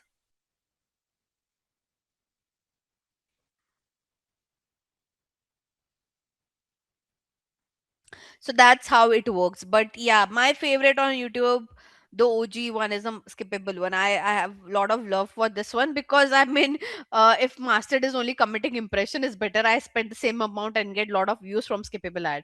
So there was, I'm not sure how many of you know this. There was one controversy in between where some singers, some if you know this guy named Collis Badshaw, and there was a lot of controversy that this guy has bought some subscribers on YouTube and so forth. Ideally, it was not the case. The case was he had run such kind of ads to increase his views and all. Okay, so yeah, I mean that's all you have under the video ad. And What was next did I mention over here? Have discussed search, display, video. You have discovery ads as well. Now discovery ad is something, guys, let me just show you right now only if it appears for me. Yeah, this one, this two, can you see? So now in your Gmail as well, guys, obviously where you say sponsored, no, this is done through Google Ads, and this ad is called as a discovery ad. So if you want to show your ads in Gmail like this, the way Google Ads and Rohan Builders is doing, this particular ad is called as discovery ad. Okay, so this is discovery ads appear on your Gmail ka promotion section, and it specifically says sponsored like this. Apart from this, it also appears on your YouTube feed. So on your YouTube, if you see any ad which is in picture format and not video, so see on YouTube when you're scrolling on your feed, you will have this in-feed ad as well, right? But it will be in a video format. The in-feed video would be in a video format.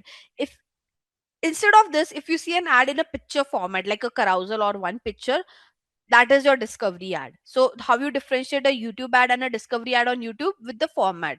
If it's in a video, it's an in-feed video ad. If it is in a picture like a banner format, it is your discovery ad. Last but not the least, you see this discovery ad on your Google. So if you open Google on your phone and like you see that discover section where you see a lot of news and all, there also you can see this discovery ad. So if I have to just show you,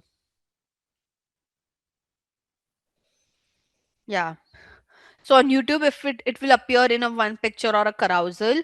This one is your discover section, like just below your Google search bar where you see news and all. There you see this, and then you have Gmail. So discovery ad also performs well. It is like your display ad only. It's just that the placement is different. Display ads appear on third party websites and app. Discovery ads appears on Google like Google, like your Gmail, your Google below your Google search bar, and on your YouTube. So the placements are different. The format is same, which is your banner. Make sense? Guys, are you did you understood all this? Okay, and one more, as I mentioned, you have shopping ads as well, which is only for e-commerce brands. Shopping ads you would have seen before. When you like, again, again, I like shopping ads because this ad only appear when you search for it. So right now, can you see when I search for tote bag, this brand like Mukobara, Miraggio, who are showing their ads over here in sponsored result, not popular product. I'm wherever you see the sponsored one, and the first one to appear is your sponsored only. Am I clear? So again, the travel agency can't run a sponsored ad, because again you need a lot of inventory. Now again, to run this, you need not just not need Google Ads, but you need one more platform called as Google Merchant Center, where basically you upload all your product information, and from there these details are been fetched. These details are not been fetched from the website; they're been fetched from the Google Merchant Center. But I love Google Ads because for the precision that it has. I mean, Meta is also good, but as I said, like Meta, I mean, the way we have search and shopping ads on Google, where the ad will only appear when someone is searching for it, you don't have that feature on Meta, right? So hence I love Google little bit more than Meta because of this thing that they have. Okay, are we clear, guys, with respect to the ad format? So just to show you here, whenever we create a campaign, right? So now if you want to, can you see this local store visit and promotion? This is the one, this is the objective that we use to show your ads, like when like for that maps and all. Okay, and for app promotion, this is the one that we use. You would see a lot of ads running on your Play Store, right? So it's part more of with respect to your objective than your ad format. Make sense? And here you will see all your campaign types. So I have told you what is search ad. I've shown demand gen is nothing but discover ads. Okay, like now we call this as demand gen. Earlier we used to call this as a discover ad, the one that appears on your Gmail or discover section and all. Video also I've shown you, shopping also I've shown you, display also I've shown you. P max, performance max is like, guys, okay, now let's say you are a brand who want to show ads everywhere on Google. Like you want to show ad on search, demand gen, video, display, shopping. You are like, I want to show ad my ad on all of this, like all of the sections. Then you can just run one campaign, which is PMax campaign, and it will show your ad on all this placement. But now let's say you choose that, no, I just want to run ad on search and shopping, then you can't select a performance max campaign. The rule of performance max campaign is it will show your ad on all the Google property, not just one or two. So if you want, like, out of this five, you just want to show ad on all these three places: search, display, shopping. You can't tweak that on PMAX. Then you can't run a PMAX campaign. So only when the condition is that only when you want to show ad on all the five placements, then only you can run a PMAX campaign. Clear?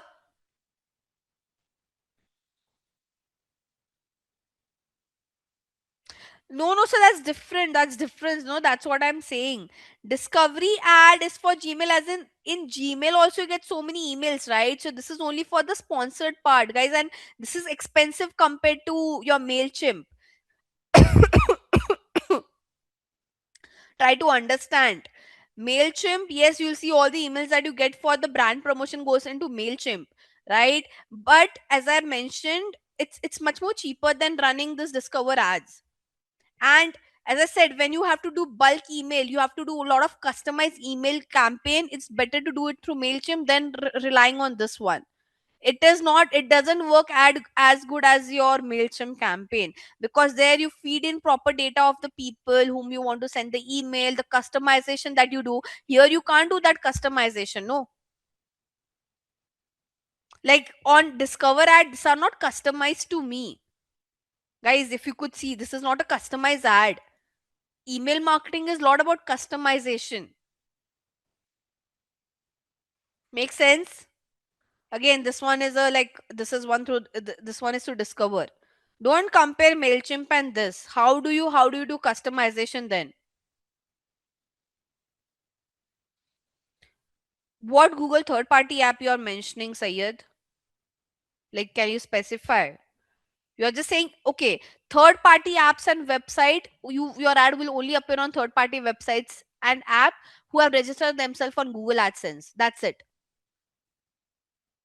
Yeah, display is part of third party websites and app. No, so in performance max, display is also part. No, as I mentioned, PMax is when you want to show ad on all the sections. So display ad is what? Display ad is, can you see, reach potential customer across 3 million sites and app with your creative. So this 3 million sites and apps are the one who have registered themselves on Google AdSense, and who have allowed Google to show ads on their sites and apps. So if those apps are registered on Google AdSense, yes, you can show your ads over there.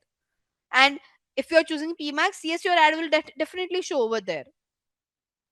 But as I mentioned, PMAX is only applicable when you want to show ads on all the Google property, not just one or two. And for, I believe, Krisha, someone who have a question, guys, with Discovery ad, you can't do customization, guys. This is not possible. This demand gen campaign doesn't help you to send a customized email. Pitch for Google, we never say just Google ads. We pitch what kind of ad we want to run on Google and for what objective behind it. So you can say, okay, we would want to run Google search and Google discovery more for conversion. With display, we'll try to get some traffic and remarketing, and with video, we'll try to get some awareness.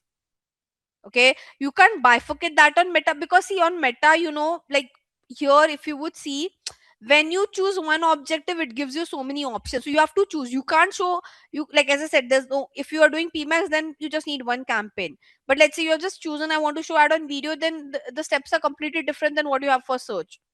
So on Google, the campaign creation is much more lengthier compared to Meta. Meta is very straightforward, like, it's very simple because they don't have so much kind of different options altogether. Okay, so for channel, you'll have to mention in this way. I've already have things spoken. And now again, you can say main platform. You can just say primary platform, secondary platform. If you are like, you can present in this way as well, that this are the primary platform where we would want to do our promotion. And then if we want to do some testing out, so like we always mention that this are my primary platform, and to test out, for test out purpose, or like your secondary platform, you can pitch other paid platforms as well. As I said, if the brand, if that agency can try out LinkedIn as well, they can try out Quora as well, because on Quora there are many people who go and search. So you can use, when I say Quora, I mean Q&A kind of a platform, like your Quora and Reddit. They also have an ad section. Okay, so you can pitch that as well.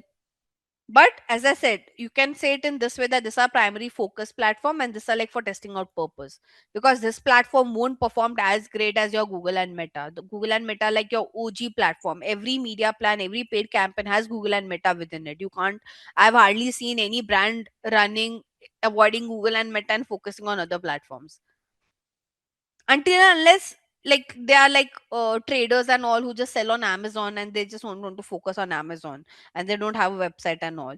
But most of the time, like 90, I don't know, 95% of the time, the major focus is with Google and Meta. Okay, so let's go back to activity. We have discussed enough over here.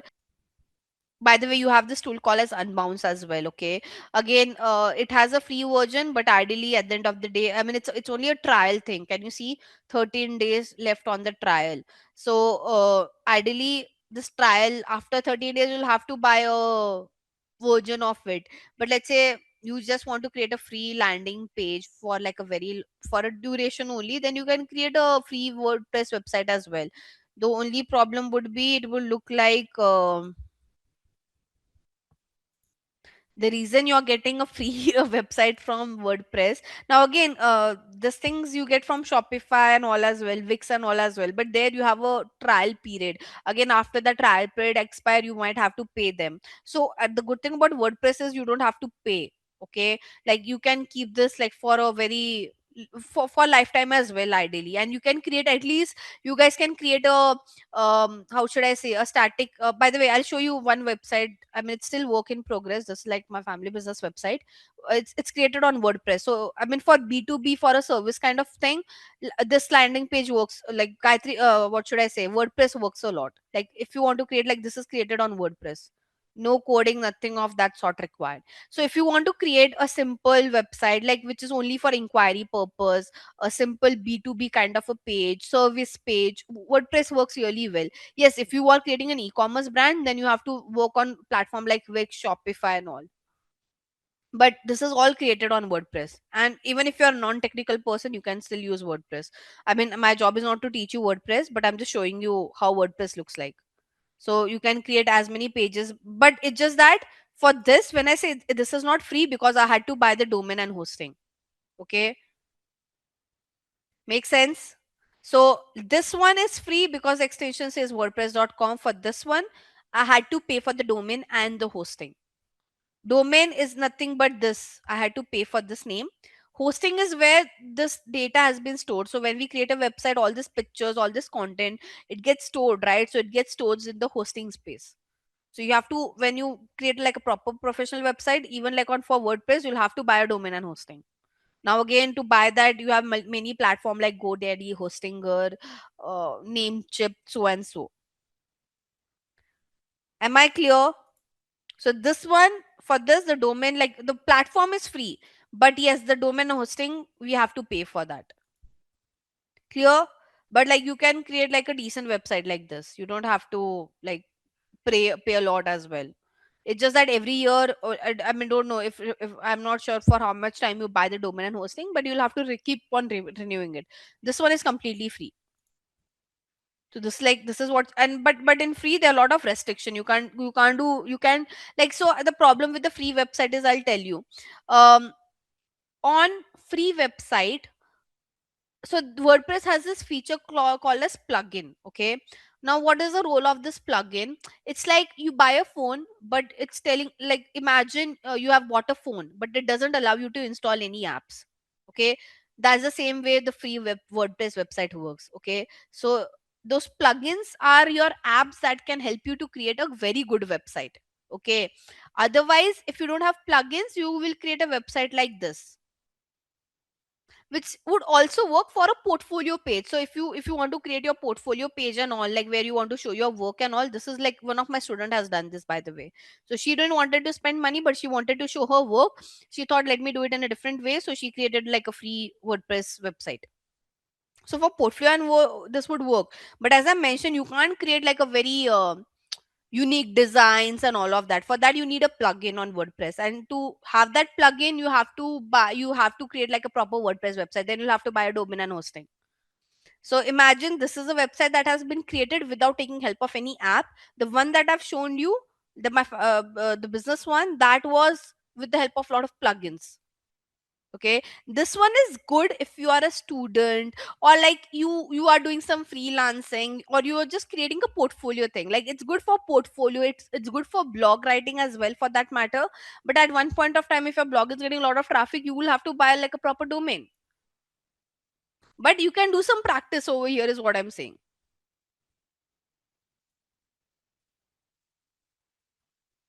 I mean, it doesn't give you a lot of data, to be very honest. It's like you can create your Google Search Console if you would want to, but again, it's not that in depth.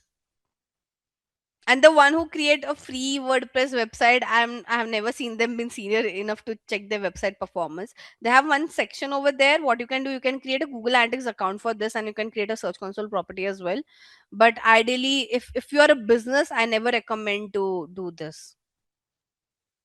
So yes, I mean, and apart from WordPress, guys, you have this tool called as Unbounce as well. Again, as I said, this is also not free. Like, but see, nowadays to create a website, to create a basic good website, you don't need to know coding, because I mean, there are many platforms like this who will give you template. You just need to edit content in that template. Like for this one, okay.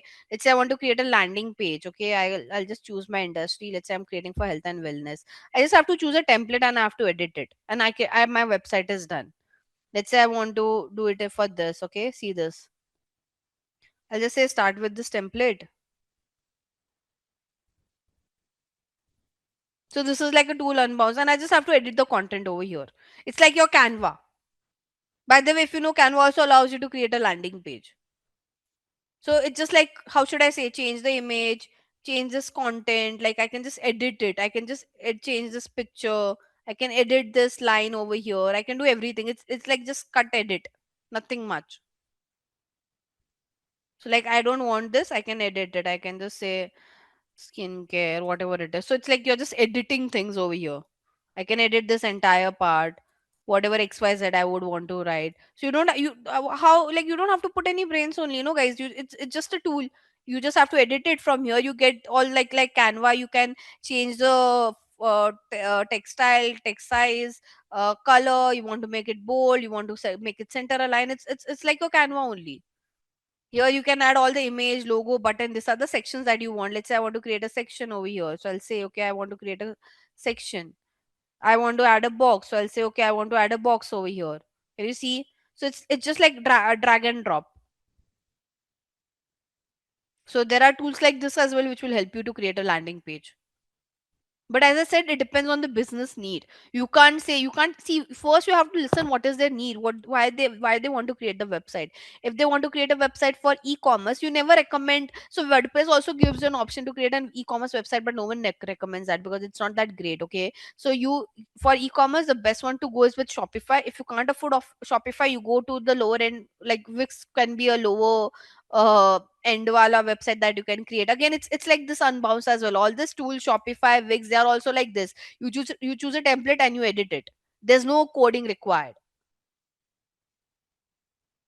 Okay, now if you want to create a basic service page like for B2B, or like I don't know, any kind of service page and all, like you are opening a digital marketing agency, you want to start your training and you want a page, then create it on WordPress. You don't need Shopify and Wix for that then.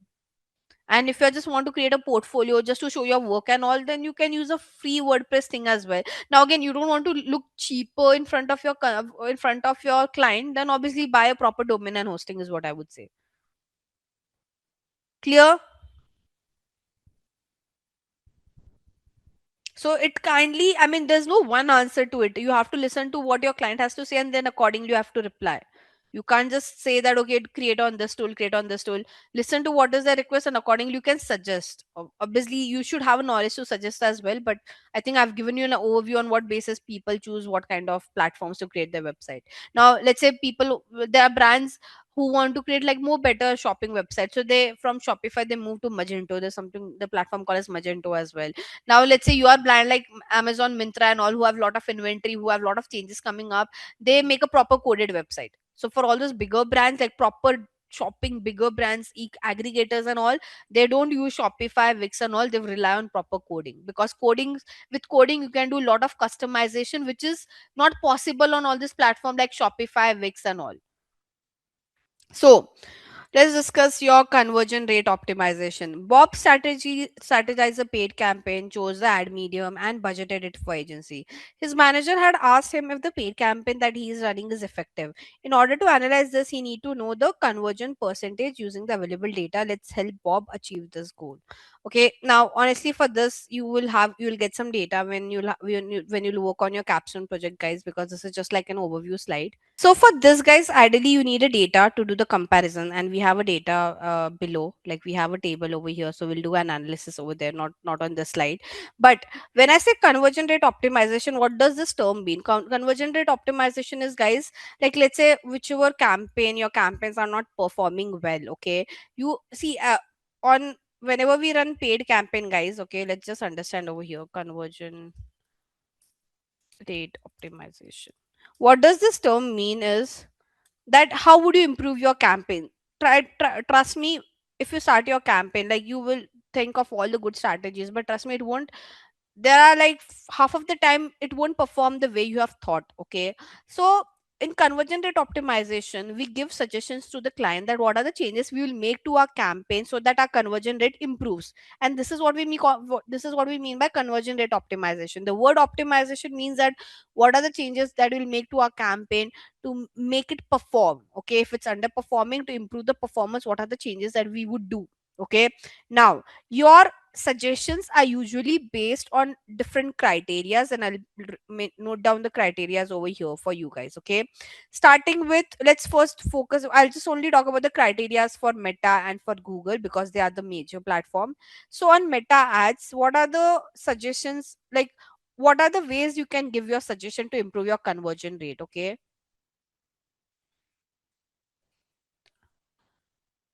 first one is your platform and placement. Okay, what do I mean by platform and placement?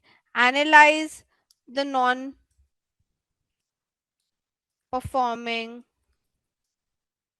platform and placement and pause them. Okay, first thing. And trust me, to do this you need to have at least minimum 30 days data. Okay, if not 30, 15 at least. You should have enough data to give your optimization, guys. Like you can't say that I started my campaign today and I waited for 2 days and it is not performing. Guys, you have to give the platform some learning period. Okay, so you have to at least give learning period of 30, 15 to 30 days to get that analysis. Okay, you can't just wait for 2 days and you tell me, ma'am, Instagram is not performing and Facebook is performing. No, I need enough data to come across this conclusion. Okay, so whenever you give any suggestion with respect to improving your conversion rate or giving any suggestion for the optimization, always wait for to get enough data. Okay, minimum I'm saying, like I always say for 30 days, but let's say you're working with a very small client, they can't afford waiting for 30 days and at least 2 weeks of data. Okay, so the first thing you can do is you can analyze, you can check which are the platform. Let's say you're running one campaign. As I said, Meta will give you all of this data, that how much Instagram has spent, how much you have spent on Facebook, what kind of results you have got. So analyze. When I say optimization, first you have to analyze, you have to do a lot of analysis on the platform, right? So you can analyze and you can let the client know what are the platform and placement which are not working and turn it off. Only spend on those platform and placement which is working for you, right? Then do some creative level analysis. When I say creative level analysis, see what kind of ads are working, right? Is your static ad working or is your video ad working? Correct. Then do your audience level analysis. Okay, so audience level analysis, find out what audience is working for you. Your saved, like is saved audience working, or look like, or remarketing, which one is working? So you have to break down your campaign in all this level to find out what is performing, what is not performing. Okay, do some A B testing with your landing page. Okay, sometime everything is great, your entire campaign is great, your targeting is correct, platform is correct, ad is also correct, the problem is with your landing page. Then do some A B testing. Take one ad to home page, take second ad to another page, and see where you're getting better conversion rate. There could be some loopholes with your page itself. right? And by the way, when I say creative level analysis, it is not just with respect to your video or image, it is also with respect to your text copies, it is also with respect to your CTA, it is also with respect to the communication that you use. So do a thorough analysis to give that suggestion. See, when I say optimization, optimization is all about checking all this data. You have to check all this touch point and then let your client know, okay, this is working, this is not working. Let's turn off what is not working. So automatically, if you turn off what is not working, your conversion rate would increase because now your hundreds per, like earlier it was like you're spending only 30% on what's performing. Now you'll be spending 100% on what's performing. So if you're spending 100% of your money on what's performing, ideally your conversion rate would improve. Make sense?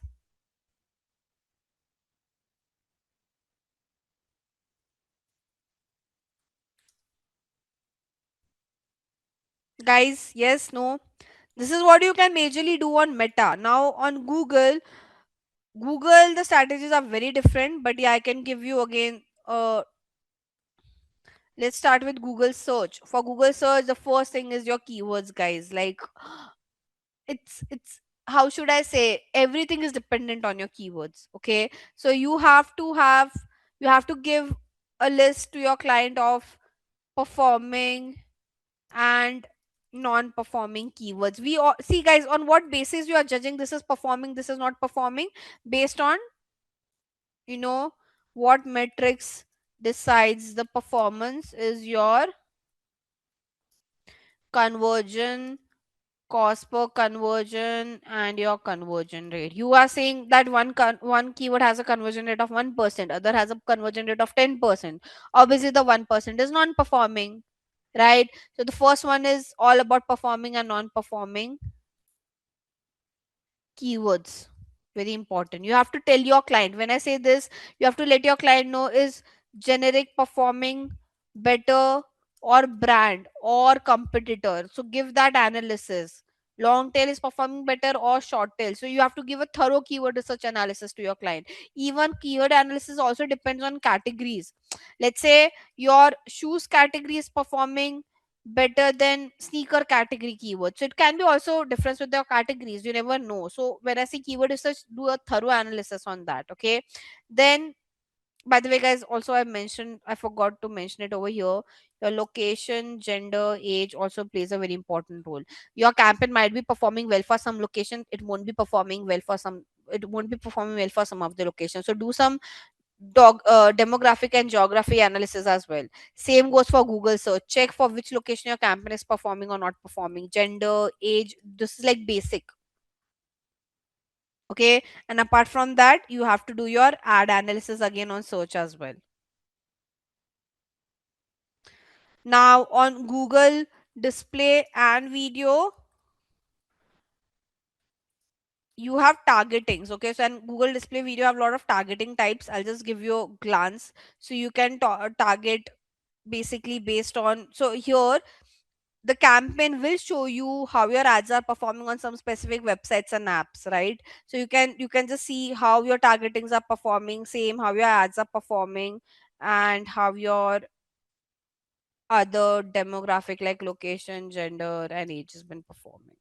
The whole point of your conversion rate optimization is, guys, you have to give suggestions and they'll give you data. Like for this one, they are not asking you to do all of this, they have given you data. See this.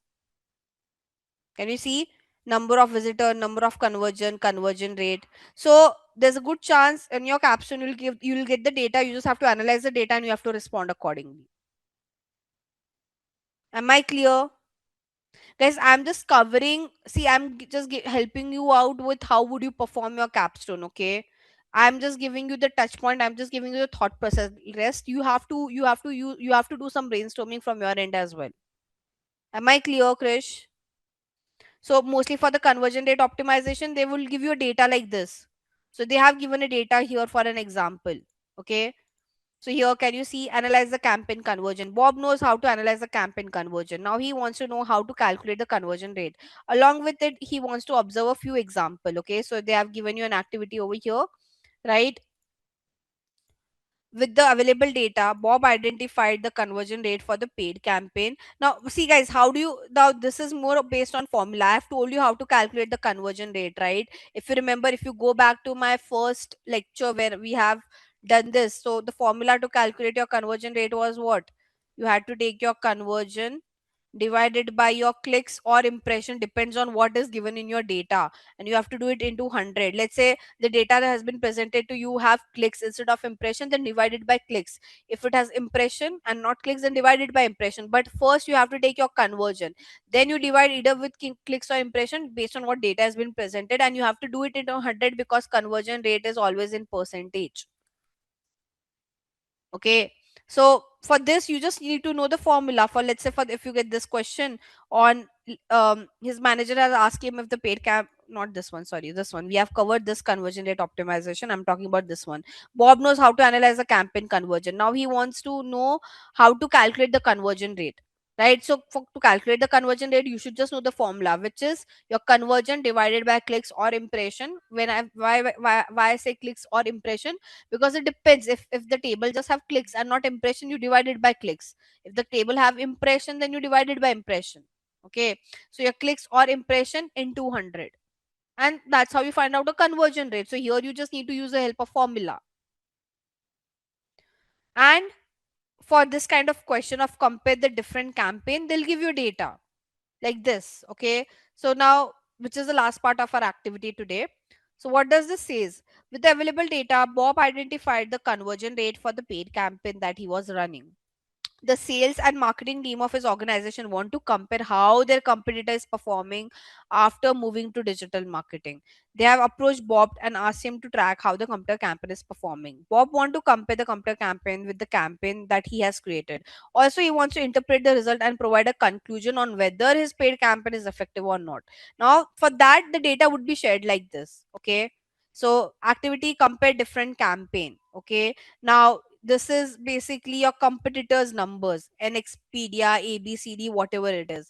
Now with this data, we can, you just have to see the numbers and you have to do a comparison. For example, let's see this for campaign 1, which one is better? What do you think, guys? Which one is better? So when they had this were the amount of conversions they have got, this are the amount of number of visitors that you have, that they have got. Okay, ideally, if you see an Expedia and ABC, the ABC has performed better than an Expedia for the campaign 1 because it has higher amount of number of visitor, it also has higher number of conversions, right? Because the conversion rate is same, I'm doing comparison based on number of visitors and number of conversion. Okay, for the second campaign, if you would see, let's see, so now here, more than, see, as I said, our focus is on conversion rate here because the conversion rate was same. I said that, ABC is better. But now here, because we can clearly see the conversion rate of an Expedia is better in campaign 2, an Expedia is a better performing one, right? And last but not the least, so why it is better? Because out of 3000 people, half of the people have converted. Here only 45% of the people have converted, so obviously NXpedia is better than ABC. So your first priority should be given to conversion rate. Okay, here because the conversion rate was equal, I said that ABC is better, but in this case your NXpedia is better. Even in this case, if you would see, your NXpedia is better because 70% of people are converting. So basically, out of like 5000 clicks, let's say consider visitor as clicks, so out of 5000 clicks, if 3500 people are getting converted, don't you think this is better any day compared to ABC? So for this activity of comparing the data, ideally your first priority should be conversion rate. And if you get a example like this where the conversion rate is same, then see the number count which has got highest amount of conversion. But the priorities goes with conversion rate and then number of conversion, not other way around. And with that, we have come to the end of this course. If you have any doubts or questions, ask them in the comment section below. Our team of experts will reply to you as soon as possible. Thank you and keep learning with Simplilearn.